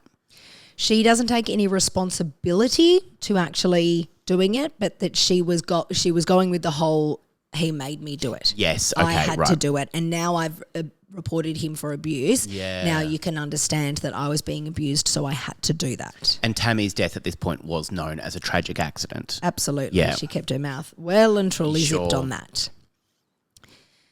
She got a lawyer and she returned to the police with the same story she had told her uncle. Her uncle kind of said, you need to start talking about this, they will know. She, again, claimed she'd only ever been there while it was happening. Yep. She had helped in some of the things, sure, but because she was terrified to say no. Paul had forced her to take part in everything, And she actually intricately described the details about how the two girls were kidnapped. Oh, my God. And the church sighting was so... Yeah, exactly. She told the police that both the girls were used as sex slaves for a few days before they were killed. She said she could prove her story with videotapes. Oh. Which were hidden in the house that she shared with Paul. All the police would need to do is get a search warrant and move quickly before Paul found out that they were onto her. Yes. Onto him, rather, sorry. Now, in exchange for all of this information, Karla was offered a plea deal. Oh, my God. Just wait, Sammy. Just wait. She was allowed to plead guilty to 2 counts of manslaughter and serve a 12-year prison sentence. Two 12-year prison sentences to be served together. It's consecutive. Oh, yeah. Okay. Concurrently. Right. Concurrently, yeah. Oh, no, does concurrently mean one after the other? No. Consecutively does. Is one after the other. So concurrently means together. Yeah, so 12 years in prison. Oh, my God. On the condition that she would testify against Paul in court. This plea deal would become known as the deal with the devil. Yeah. They interrogated her over 4 days, and during the whole thing, Karla was wearing a Mickey Mouse watch that they later found out had belonged to Kristen French. Oh, my God. That's psychotic. Her trophy. So she signed a plea deal. She sought legal immunity and was placed under 24-hour surveillance. So she accepted the offer. She would go to jail for 12 years and she would testify against Paul. On May 14, Karla's plea bargain was finalised and she began giving her statements to police. She told police that Bernardo had boasted about raping as many as 30 women, twice as many people as the police suspected. Wow. On the 17th of Feb, so actually before that, Paul Bernardo was arrested at his home for the murders of Leslie Mahaffey and Kristen French and the crimes of the Scarborough rapist. Do you know if at that point they had the search warrant and got into the house and took the tapes? A 71-day search of his house began. 71 days? Because they didn't find the stacks of incriminating videotapes that Karla had promised. In fact, they only found one. And what it showed was Karla performing oral sex on a young woman who was Jane Doe. Oh, okay, right. So it's kind of not really known what happened to why. Them? Well, just you wait. Just I wait. It's not really known why she said there's all these videotapes that prove everything. So go and find them. When there was only one tape there and she was implicit in it, it didn't show any killings, however. In June 1993, Karla was convicted of her 2 counts of manslaughter. In the courtroom, she had said the same thing as she had said to police. She had only participated in the rape and the murder because she was so scared of what Paul might do to her if she didn't. Right. Now, Paul was going to be going to court as well. Citing the need to protect his right to a fair trial, there was a publication ban imposed on Karla's hearings. So publication ban, so no one can report about it. Suppression order. Yes, but only for the Canadian media. Okay. Through her lawyers, she supported the ban. She said, yes, I don't want it to be in the media as well because you wouldn't. Paul's lawyers argued that he would be prejudiced by the ban because Karla had portrayed him as had been portrayed as a victim. So they'd said you can't. So it was actually Paul's lawyers that said you need to suppress that because that's going to prejudice. Hear about that. Exactly, because she's saying I'm a victim, so that means he's guilty of something before he even goes to trial. Yes, okay. And her lawyers agreed to do that because of course you would. Yeah, sure. If you can get away with not being publicly known. Yeah. As a killer. And a rapist. Yeah. Now, 4 media outlets and 1 author opposed the ban. They were arguing that rumours could damage the future trial, more than actual evidence that was given. Oh, that's interesting. Because there was a lot of rumour about it. Because it had known that these two young people had been arrested. Yes. While all of this was happening, in February 1994, Karla filed for divorce from Paul Bernardo. Whatever. Now, whatever, Matt. Whatever. Whatever. Doesn't matter. Whatever. So, the suppression order, the media ban was allowed. However, access to the internet effectively kind of, null and voided that. Yes. As did the proximity to the US-Canada border of where they were. Oh. American journalists were not subject to the publication ban. So in American newspapers, they could write court reports about Karla's testimony. Yes. And these were distributed across the internet. Newspapers were also smuggled across the border. Oh, wow. I just feel like... This is the opposite of the Phillip Island murder where everything was banned. Yeah. You know what it reminds me of? When in Victoria, the Underbelly. television show Underbelly, which is a dramatised TV series about crimes that happened here, and one or a couple of the people portrayed in that were actually still going through the court system. So that show wasn't allowed to be played, even though it's a drama. And people would, I think I've spoken about this on the pod before. Family friends of ours who lived in Brisbane would tape it on VHS and send us the tapes. Well, it became huge, like an underground kind of thing, but not underground, but like, families and friends would be kind of bootlegging this and sending it off. It's that whole human nature thing of, if I'm told I can't do it, I want to do it more. Yes. Yeah, like absolutely. I won't wait to watch that show later. I want to watch it now. Yeah. So, people were smuggling papers across the borders because this case was so huge. This is when they were dubbed the Barbie and Ken So this was killers. Okay, right, yep. They were young, and a young, attractive couple. For some reason, humans have an obsession with how people look. Yep. These people didn't, quote unquote, look like murderers. They didn't look like monsters. They were young, hot, attractive people, and this made the media even more obsessed with them. This is why American journalists will go over and go, well, we'll cover this story if you're not going to. And also, I wonder if, when the profile, came out when they were talking about that. Age is such an interesting thing because I don't think they would have picked that they were so young. No, exactly. Yeah, and they thought it was, just a man. Yeah.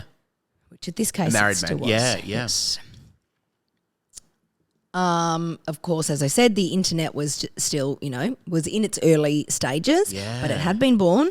And, that kind of rendered the newspaper smugglers useless because people were sharing any scrap of information they could find on this case, like on message boards, on AOL chat sites, anything like that. So despite the publication ban, Karla and Paul managed to absolutely carve out a name in the media for themselves, and that name was the Ken and Barbie killers. Wow. While the trial was going on,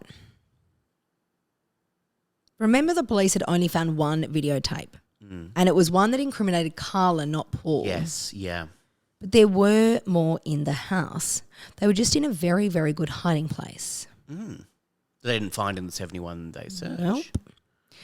What's more is that Paul's lawyer actually knew about them. He received a note from Paul telling him to retrieve a suitcase that was hidden in the bathroom ceiling. Oh. The lawyer followed these instructions and found inside the suitcase all of the tapes that Karla had told police about that would be there. Sorry, Karla's lawyer found these? No. Karla's all done now. No, she's done. Karla's done. Okay, she's in jail for 12 years. The only time she spent out of jail is going to court to testify against Paul. And Paul has told his lawyer there is a case of tapes. Yep. Now, of course, these tapes showed in graphic detail the extended torture of Leslie and Kristen. It also showed in graphic detail Tammy. the rape and death of Tammy. Oh, my God. Which to this very point had still been thought to be a horrible accident. I can't even imagine when Karla's parents... Doesn't that make you feel it makes absolutely me feel sick. There was no insinuation that there was any involvement at all until this guy's already on trial. And importantly, Karla had signed a plea deal For 12 years. My God. When the police reviewed this footage, it became very apparent that Karla was not coerced as she claimed to be. She was very, very much involved. But her deal had been made, the deal with the devil. And that can't be undone? No. Once that's happened? Yeah, well, I don't understand why they couldn't then charge her over Tammy's death. Yes, yeah. Yeah, she took a plea deal for the other two. I don't know why. It must be their and double was Jane jeopardy Doe laws. a part of that as well, the rape? Yes. Yeah. Yes. Her trial was already over. She was serving her sentence and her plea deal still held, and there was nothing that anyone could do about it. To this day, Karla Homolka has never been charged with a single sex crime. She's only been charged over the 2 counts of manslaughter. This caused public outcry because for the first time, the real fate of Tammy had been revealed. That was public outcry, first of all, and the fact that Karla wasn't going to be charged over it. She had pulled the wool over police's eyes and said, I was coerced, I'll testify against him. They had agreed with that, and then it came out that she was actually, I don't understand. She's a psychopath. It must be something to do with their double jeopardy laws. Yes. Because in Australia, and I believe at least much of America is the same, if new evidence comes out, then you can be charged with the same charge again. Yeah. But maybe it's because she was found guilty. She wasn't found not guilty. And she took a plea deal, and she's still going away for 12 years. Maybe they couldn't. Yeah. Wow.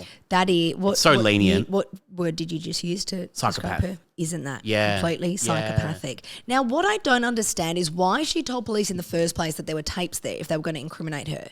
Perhaps she knew they were hidden. I think she must thought have. if she was, it must have been that. It's a bit, and I reckon, but in saying that it was one with her. Yeah, but it was only implicated. showing her performing Sexually a sex assaulted. act on someone. Maybe her saying that made him look even more guilty because, he's hidden everything. I told you they were there, and look how nasty is all. He's just left one that shows me doing one thing to try to incriminate me. Psychotic. By May 1995, it was Paul Bernardo's turn to take the stand. His trial ran for 4 months. 4 months? Yeah. Wow. A lot of evidence. Yeah. He was charged with 2 counts of first-degree murder, kidnapping, forcible confinement, committing indignity to a human body, and aggravated sexual assault. Karla's testimony against him went for 17 days. The tapes, unfortunately, were, of course, part of the evidence. They were so graphic and unbearable that only the 12 members of the jury watched them. I can't believe having to watch those. Isn't that that's traumatic to those jurors and the people in the court. So the tapes are collected by Paul's lawyer. Yep. He has to admit that as and he didn't for a little while. Wow. Yeah, he didn't when he first saw them. I think they kind of worked on the defence and then said, hey, there's something else. Yep. How awful is that the jury had to watch? So they had to watch them. You shouldn't have to. The whole court could hear but not watch them. But they do have to. That's the justice system. But something these are like this people should that are just be judge-only trial maybe. You know, not to take 12 people from the public and make them watch something like that. I think when, I understand. Like it's just, but it's random people that are to go back to their lives in afterwards. society. Yeah. The jury took 8 hours to come back with a verdict of guilty on all charges. He was sent to prison for life without the possibility of parole for at least 25 years. So he got a life sentence, but he could get parole after 25. He was declared an official dangerous offender, which does make parole very unlikely even after the 25 years. He admitted that he was responsible for all of the sexual assaults that he was charged with, but to this day, he remains adamant that Karla was the one who killed them. But because of her plea deal, she'll never be taken to court over it. She still maintains it was all him, but of course we'll never know. No. For sure, the only people who are ever really going to know is the two of them.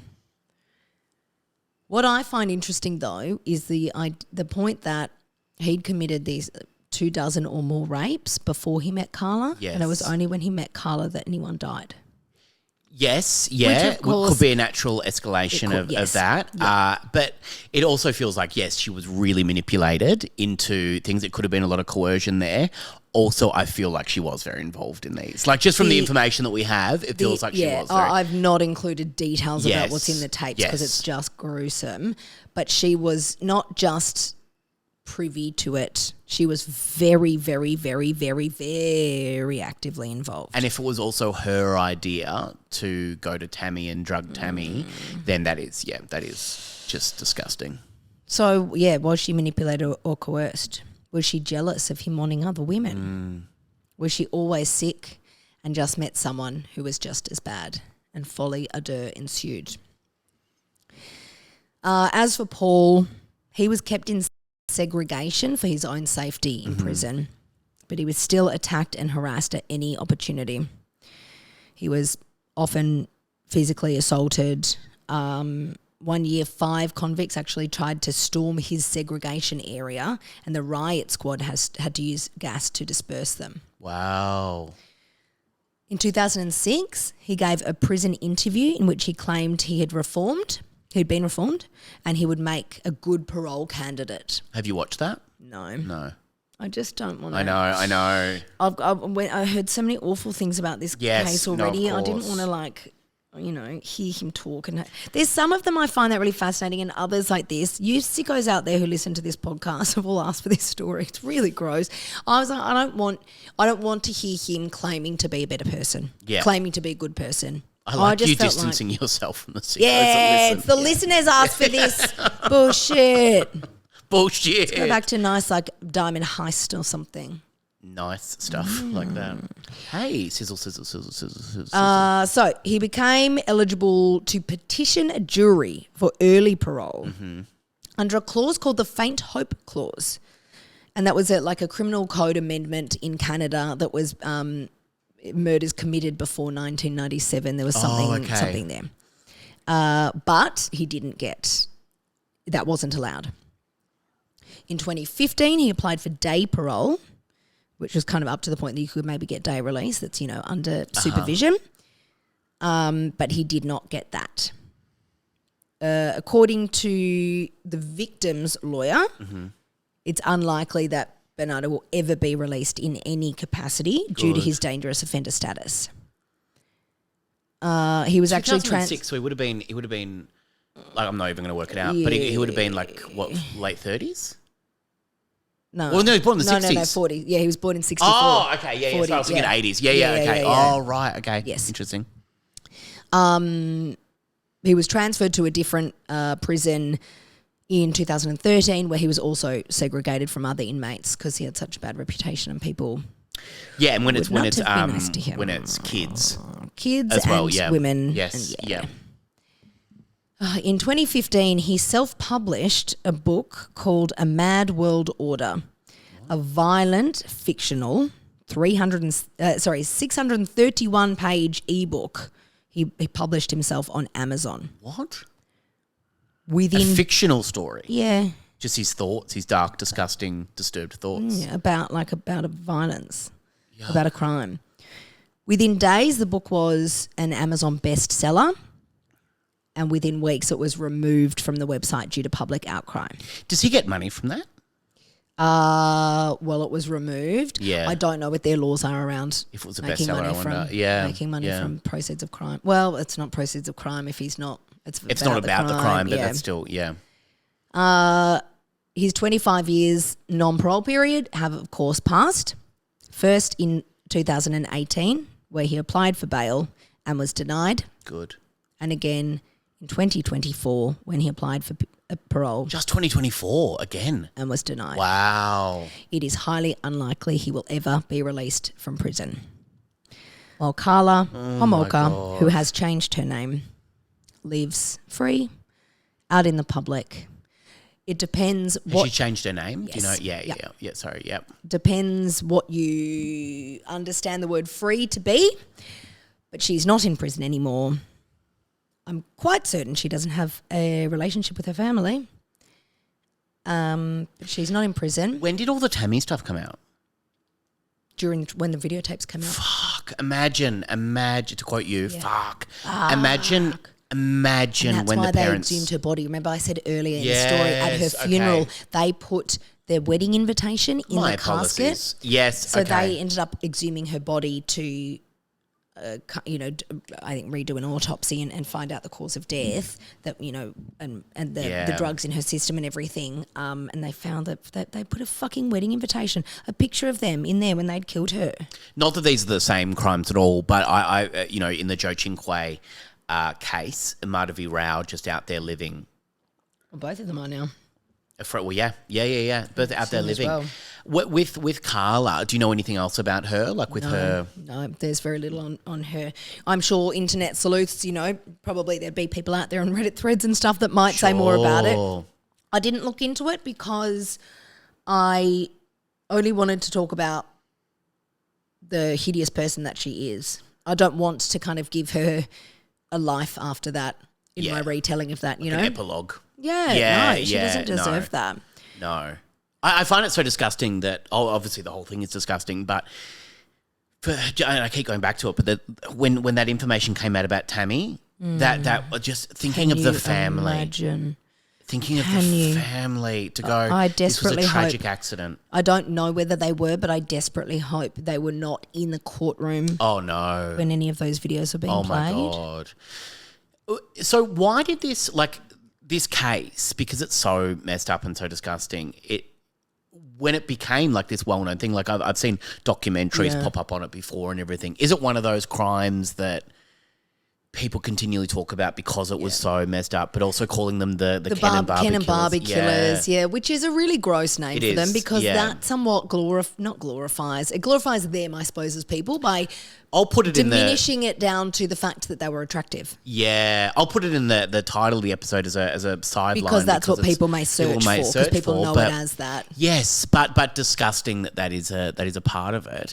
I'm surprised that this hasn't been a Again Monsters. I'm surprised because Monsters. I could see it being a Ryan Murphy Monsters story for sure. Especially the wedding day when the. Can you imagine that scene? I can see your documentarian eyes lining up, your filmmaker eyes, that juxtaposition between them getting married and canoeists coming not across lighting cement. up. My eyes were not lighting up. No, but yes, with the idea of how you would make that film. The juxtaposition of that is so fascinating.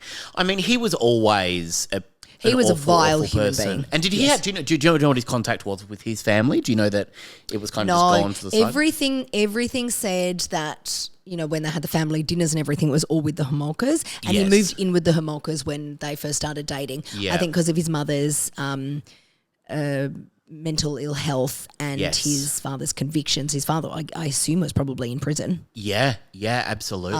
And he and his mother had a very tumultuous relationship after she outed that his biological his father wasn't his biological father. I don't think he had any relationship with his family at all. Yeah.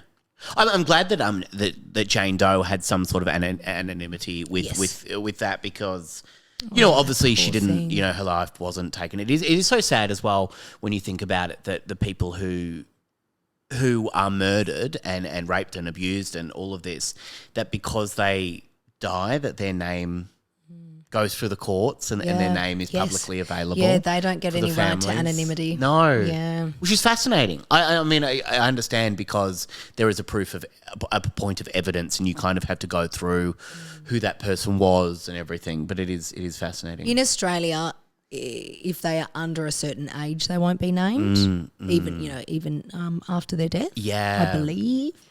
Have you seen any dramatised versions of this? Has there been any? No, I don't know that there's not. Let me have a quick search. I think because it's so horrific, I can't imagine. Too. It's not like there's nothing, there's certainly nothing entertaining about it. No, I mean the Eileen Wernos, true. But I mean that was in a lot of ways they did claim self-defense for a lot of that. I mean, it's It inspired the 2006 film Karla. Okay, right. It's featured in a lot of true crime shows. Yeah, no, there's a movie called Karla. Okay. and there's documentaries about it. Yeah. Karla yeah. is a 2006 American psychological thriller film written and directed by Joel Bender. It's written by, sorry. It's based on the crimes of Canadian serial killers Paul Bernardo and Karla Homolka. Yeah. It stars Misha Collins and Laura Prepon.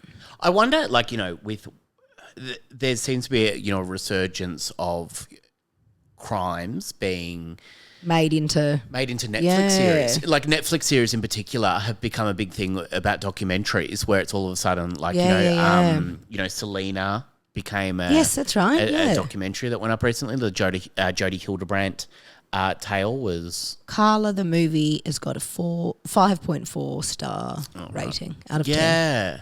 No, I that's thank you, G. That's a really fascinating case. It's awful. It's awful, isn't it? Yeah. So we're sorry that for our 1 year anniversary, we're bringing you such a gross one, but so many people have asked about it. It's fascinating. We have also brought it up kind of, in passing when we've spoken about folie à deux and we've spoken about couples who kill. Yeah. We've said, it's like the Ken and Barbie. And some people have said, I don't know that. Other people have said, can you please do that story? Yes, yeah. Famously, our friend Taylor says that the less gruesome ones are boring. So hopefully she's loved this episode. Thank you, Taylor. Yeah. Taylor, leave a 5-star rating, 5-star review. Yeah.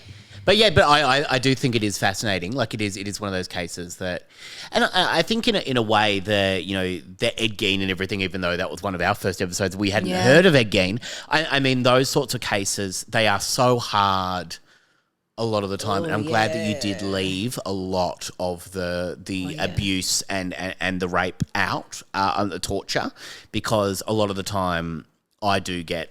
It's so hard I to... think that's not our podcast. No. There are podcasts you can listen to out there that will have all the details, that kind of stuff. That's not ours. There are some listeners who would like that. There are others who won't. But that's what we've decided. That's what we feel better. We like to talk about the victims as humans and not further denigrate them beyond their death. Yeah.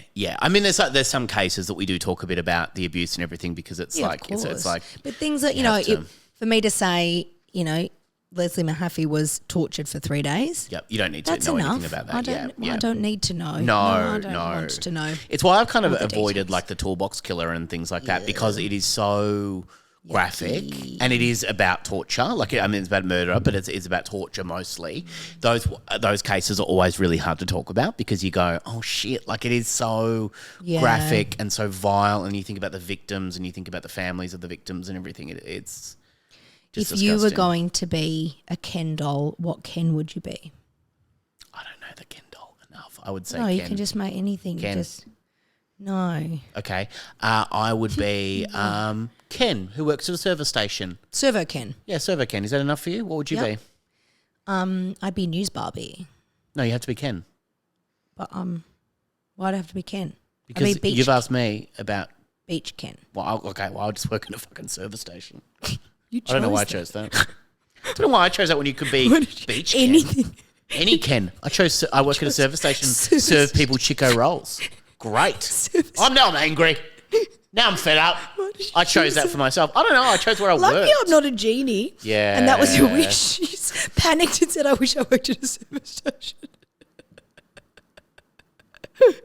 But I think that's the difference between us. You're a very social, fun person. I'm about work. Just all about work. I'm all about work. And filling up people's cars. I could have done anything. You could have done. You're only just realising this. I could have done anything. I could have been anyone. And I've decided I'd work at a service station. What pump was it? Pump number 4? Yeah. We've got $2 water today as a special. That's interesting. That's in the Bay Marie. That's so interesting. In Australia if any psychologists are listening, can you please read into that? Can you please read into that and send through a detailed description of what the fuck is going on Service station Ken. Servo Ken.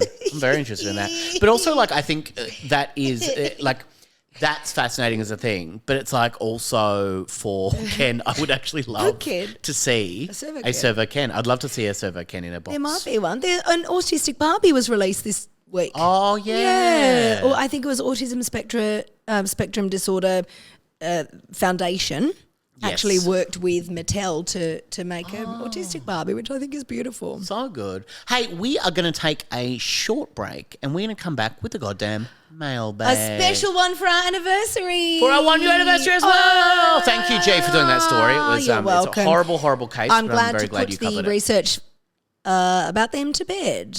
And maybe I'll do something a bit, I was going to say lighter, but let's be honest, still a crime podcast. Yeah. I'll do something different next time. Correct. We're back after this. Bye. Thank you, everybody, for listening this week, as always, but to our 1 year anniversary. And to those of you who have listened for 52 weeks, or even if you weren't on board from the start, that is fine. But everyone who has listened to all 52 Monday episodes and all 52 Thursday treats. I'm famously bad at maths, but however many that is in total, a lot I'm getting, it's 104. Yeah, I know. Thank you. We love you so much. Yeah, and I have a little surprise for you today, G, because for me? You brought a story, but before we get into the mailbag, I want to tell you a really quick story. Oh, I'm hungover. I have written. No. You've written for the very special 52nd episode, or how many men? 1 year. So my introduction. I'm going to start with my introduction. Oh. He never spoke. He never blinked. Oh. He wore a red rubber glove on his head and passed it as human without anyone daring to question it. Feathers McGraw first appeared not as a criminal, but as a lodger. Quite polite, unsettling. By the time his true nature was revealed, the damage was already done. What followed would become one of the most chilling crime sprees ever recorded in West Wallaby Street. Oh, okay. Feathers McGraw is a penguin of unknown origin, age, and nationality. You can tell what I did when the power went out last night. No records exist of his early life. This from memory. What is known is that he possesses exceptional intelligence, mechanical aptitude, and an almost pathological commitment to silence. Investigators would later note that his absence of voice made him harder to read, harder to predict, and harder to stop. He entered the lives of Wallace and Gromit under the guise of a harmless tenant. Did you write this? Yeah. Wallace, motivated by politeness and love of cheese, failed to conduct even the most basic background checks. Gromit, the only one who sensed something was wrong, was methodically neutralised. Feathers successfully infiltrated a private residence using nothing more than posture confidence and a rubber glove. Posture confidence? This allowed him unrestricted access to domestic spaces, schedules, and security vulnerabilities. Shut up. His ability to weaponise English politeness cannot be overstated. Gromit was framed for crimes he did not commit, locked out of his own home and imprisoned. This was not collateral damage, it was deliberate. Feathers isolated the only witness capable of stopping him. The centrepiece of Feather's criminal career was the attempted theft of the Blue Diamond, a priceless jewel secured with high security museum. That's why I said I asked earlier in this. I just asked before if we could have a diamond heist story. Feathers constructed a full-scale criminal operation, including a railway system, disguises, and escape routes, all while maintaining. What were the disguises? Well, he had a rubber What glove did on the his penguin head. disguise himself as? A chicken. Oh my God, that's hilarious. All while maintaining complete silence. The planning demonstrated hallmarks of organised crime, patience, redundancy, and chilling emotional detachment. I'm sorry to laugh. That's very serious. Yeah. I'm really sorry to laugh. I blame the hangover. I thought it was nice to bring you that today. That was really nice. I'd actually never heard of Feathers McGraw. Oh, okay. Certainly not from you. No. And I would thank you, but I don't want to. Well, G, are you ready to open up our mailbag today? Yeah, I think so. And we have... Did you really write that? Yeah. It's quite beautiful. And we have a voicemail message that comes from Sarah. Yay. Hi guys, my name is Sarah and I've listened to absolutely every single episode. I've loved every single one of them. For your 1 year anniversary, I just wanted to check in to say, again, love the pod. And I have a bit of news. My dad, who goes for a horse ride every year in the high country around Mansfield and Merrijig, where the Buffalo man hangs around, and I asked my dad about him recently. I was like, oh my God, have you ever met him when you've been camping around there? And he hadn't. But the people that he's good mates with up there have talked about him, and he had heard about him. And he told me that he has actually recently moved to Tasmania. So, not a official news or anything like that, but from my dad, who has connections up there. Apparently he's in Tasmania now. So that's my news. Love the pod. Love you guys. Happy 1 year. Oh, thank you, Sarah. We love you. How amazing is that? Move to Tasmania, the Button Man. Oh, I'm going to have to go search for him when I'm down the Apple Isle next. You'll Let find me reach him. out to my contacts in Tasmania. Yes, Button Man contacts. How interesting is that? He's moved to Tasmania. I wonder how many buttons he's collected this year so far. God, 365. Sarah, that's amazing. Do you know the Button Man? Go. The Button Man? The Button Man. Do you know the Button Man who lives in Tasmania? Right? Oh, something like that. That's fun. Something like that. This one comes from Michaela. Hi, Sammy and Georgia. I absolutely love the podcast. You can buy my three favourite genres: comedy, true crime, and musical theatre. Hey! Thank you for all the episodes. I love that we get to a week, and I especially love that you kept going during the Christmas holidays. You've kept me company through pregnancy and motherhood and always managed to stimulate my brain and entertain me simultaneously. My favourite episode is The Somerton Man. Oh, lots of people say that. Absolutely. I'd never heard this story before and can't stop thinking about it. Did you know that Zara Chamberlain, Azaria's half-sister, has been involved in advocating for dingo rights? Oh. I recall seeing an interview with Zara on the project many years ago where she explained that she was now working at a dingo sanctuary and was advocating for dingo protections. Oh. I think she said that she had a fear of dingoes and that she originally started this work to overcome her fear. That's interesting, isn't it? Also, Zara and her dad did a trip back to Uluru together many years later. Wow. Just thought I'd share this with you as it's another interesting fact in this fascinating story. Wow. Keep up the horrendous work. Yay. Looking forward to many more episodes. I might even listen to one while ordering a coffee and a baby chino. Michaela X. Off. Oh, come on, you can't say that's your catchphrase. Your famous I love catchphrase. You, Michaela. Thank you. Her Magistrate, I implore you. You can't simply say stuff like this. You can't swear it. I love that, Michaela. And you're welcome to have a baby chino if you want one, Michaela. Good on you, Chook. I keep saying Chook today. I'm sorry about that. You're getting the wrong podcast. If any of you out there don't listen to your two drunk aunties, Sammy and Bron call their listeners chooks on that podcast. We do, absolutely. But you're a bit of a chook. Like I fed this McGrath, pretending to be a chook. So this is... I'm pretending to be a chook. What do you think I really am? Penguin. Under this... Penguin. I think you're penguin. How does Penguin. Bernadette Cumberbatch. What's his name? That's Benedict Cumberbatch's sister. He says... Penguin. This comes from Stacey. Just started listening to today's podcast. You were talking about people with unread emails. I had to send this in. She sent me a screenshot of her mail app that has 39,842 unread emails. Roll up, Stacey. Her Google Mail has 5,850 unread messages. Look at that. Isn't that crazy? Right. Look at that. That is nuts, Stacey. Stacey, you are like my colleague Harrow. Oh, he has about 39,000 emails too. The thing is, that's his problem, right? Doesn't affect me. Yep. Except when you Except send when him an email. Yeah. You said, maybe this has to be my poultry peeve today. I send him an email about something for work and then I'll ask him about it days later and he goes, I didn't see that. I'm like, because you have tens of thousands of emails.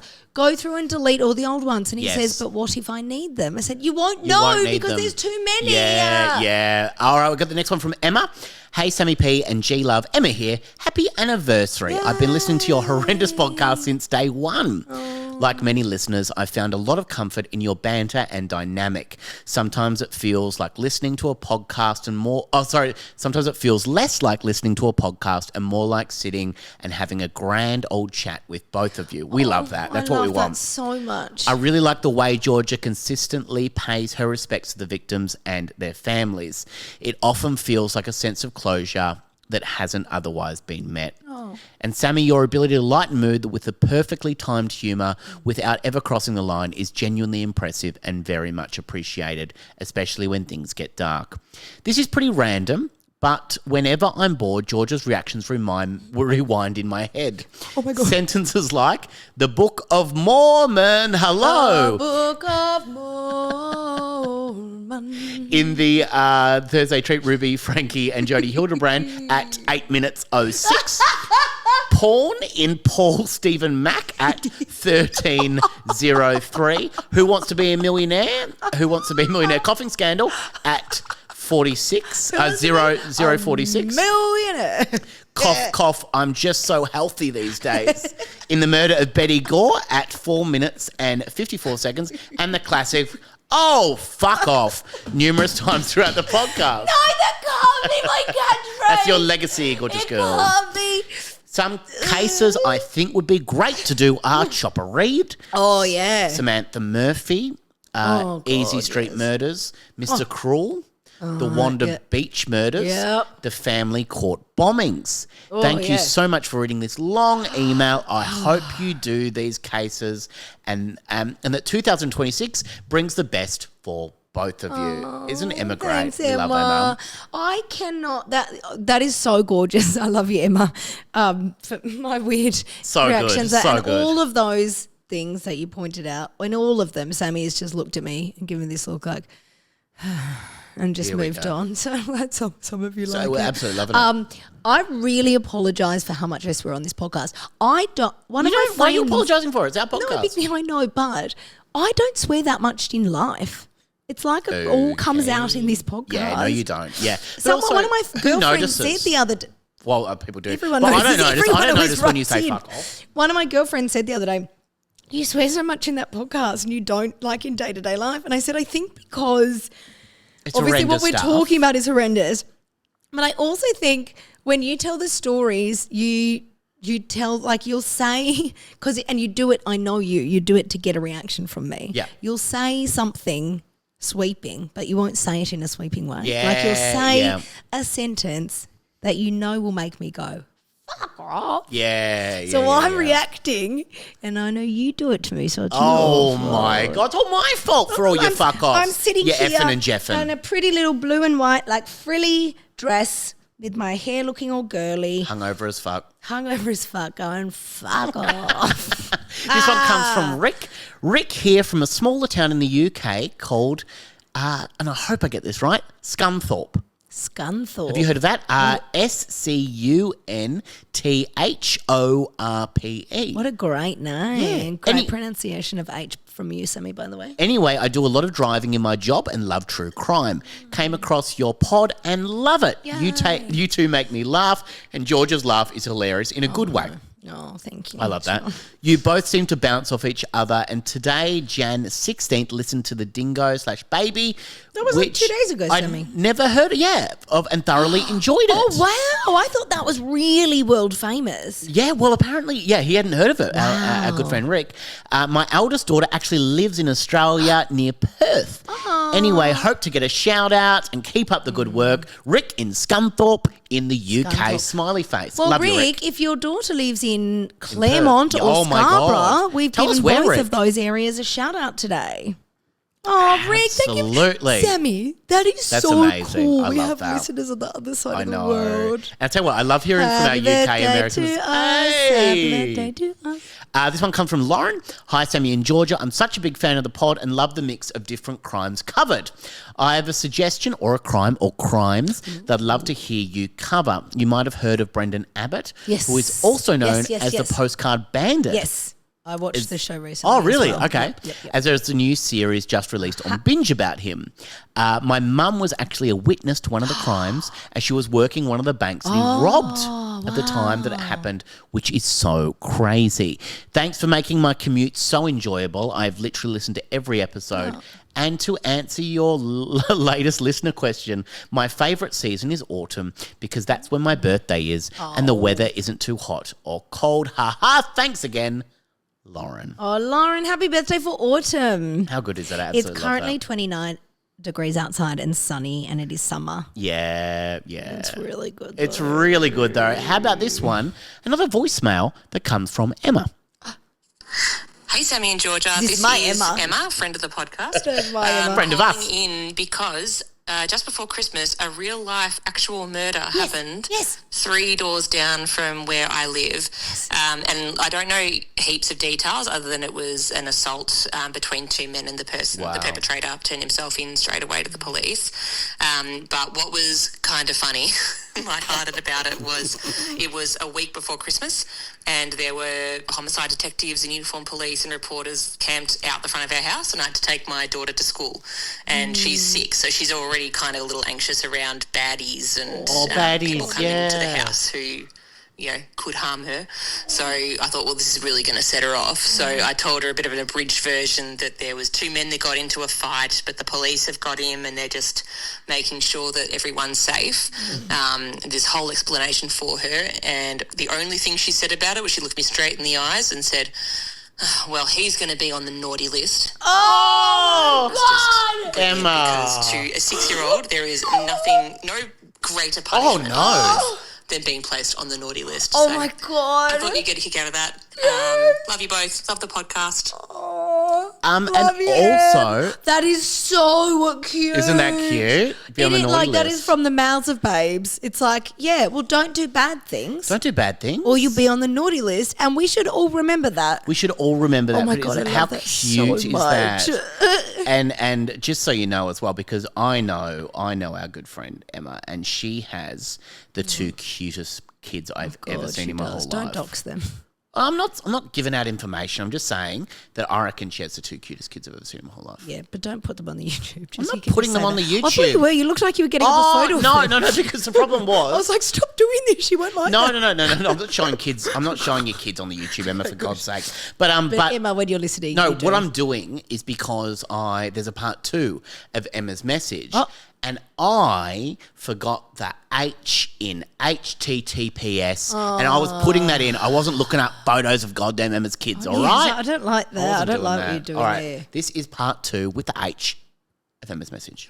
Oh, and one more thing that I thought was pretty funny as well was the next day in my friends' group chat, like I hadn't said anything about what had happened, but one of my friends had noticed on the news or coming past the house that something had happened on our street, so put in the chat saying, is everything okay?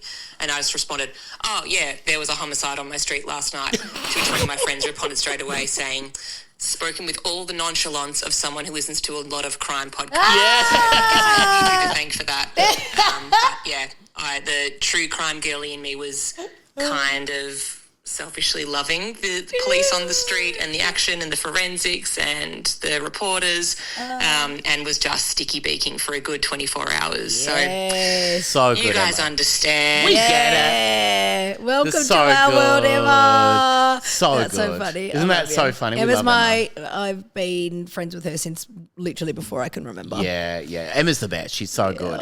Love that. We've got 2 more. So we've got Kate update. So Kate wrote in a little while ago.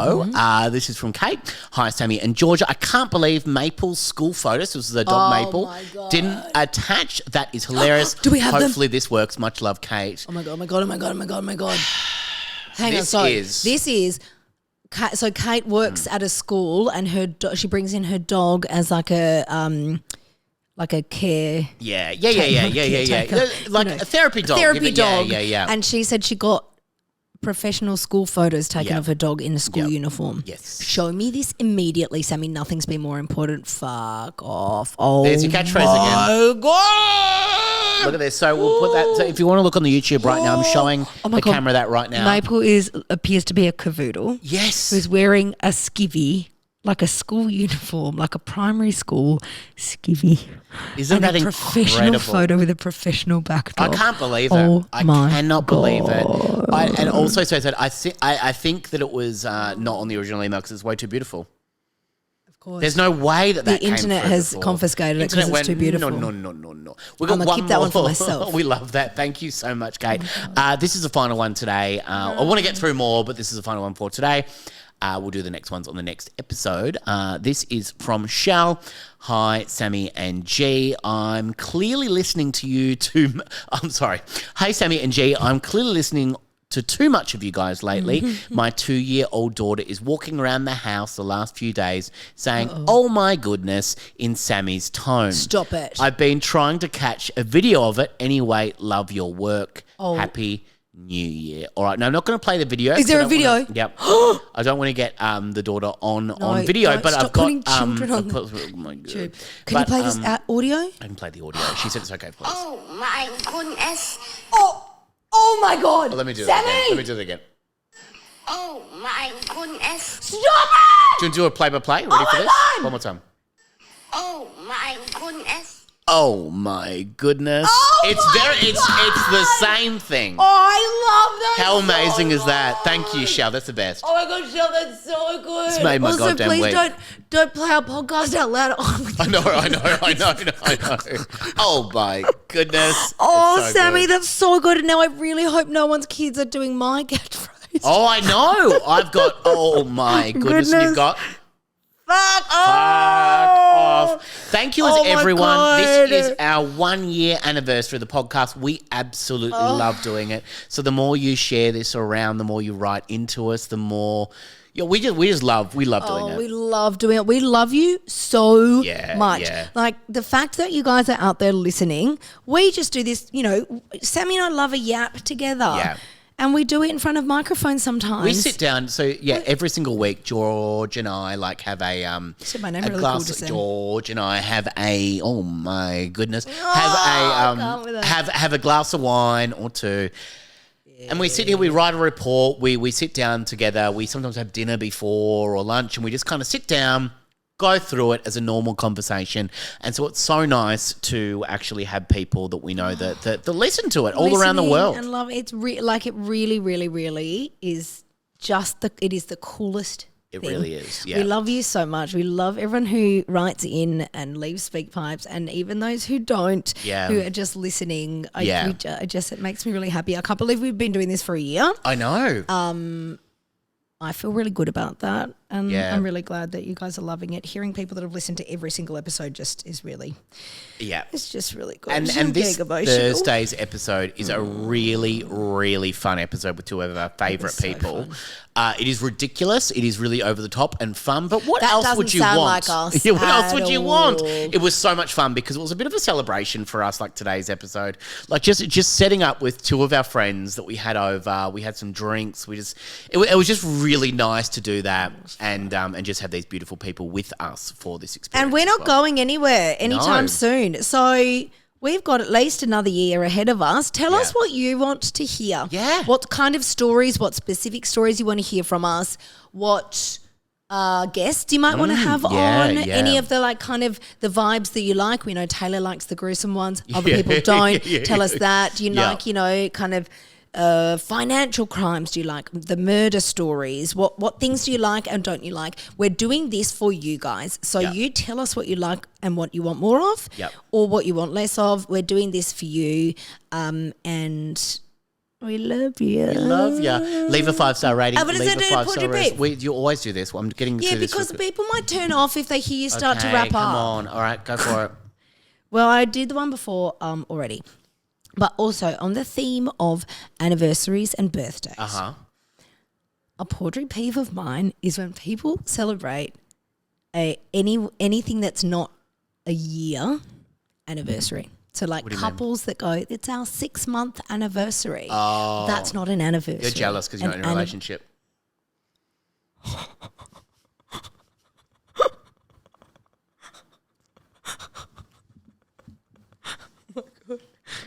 And it turns out this week is our last of the podcast. Don't just silently laugh there. It's a podcast, you have to make noise. This is why I my got catch... myself good. that really tickled you. It really That tickled me. really I've tickled tickled myself you. there. So you what? People that just post about how their happiness. No, This is like you with the airport thing. Don't dress comfortably for the airport. What?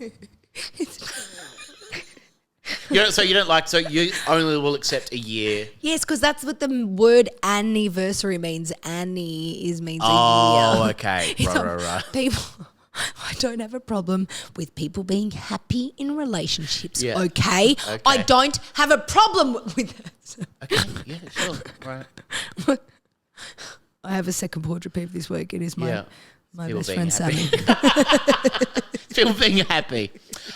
So mine is when people delete goddamn emails. So I have a thing. So people that delete emails, just out of their inbox. So I've got a friend. There's Pords with this. I've got a Oh friend. my God, I just called you Pords.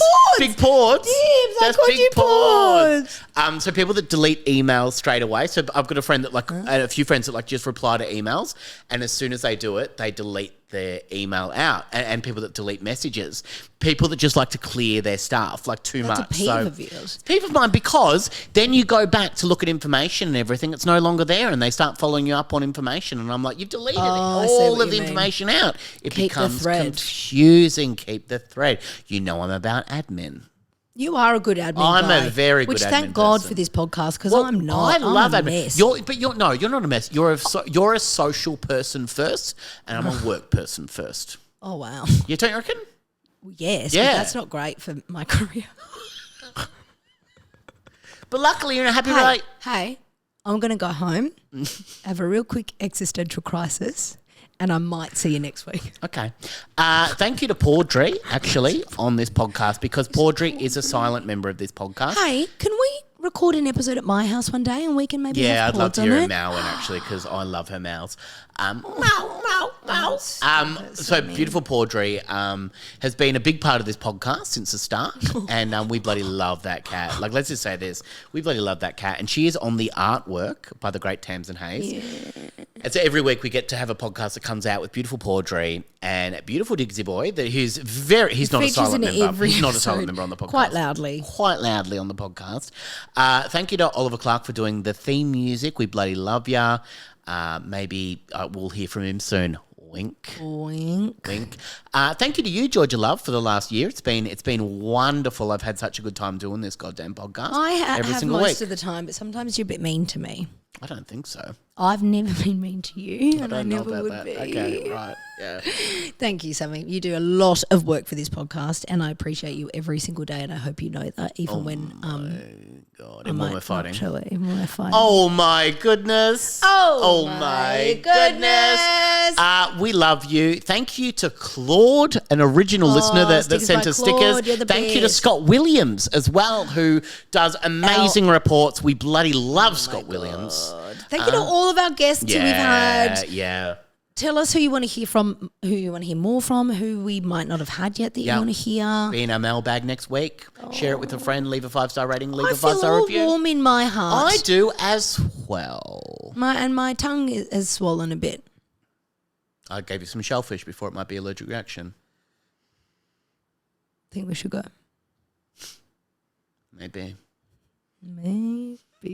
See you this Thursday, everybody, for a wonderful, very fun, extremely funny episode. Sorry, I keep snorting today. I'm hungover. Goodbye, everybody. Bye. Happy anniversary.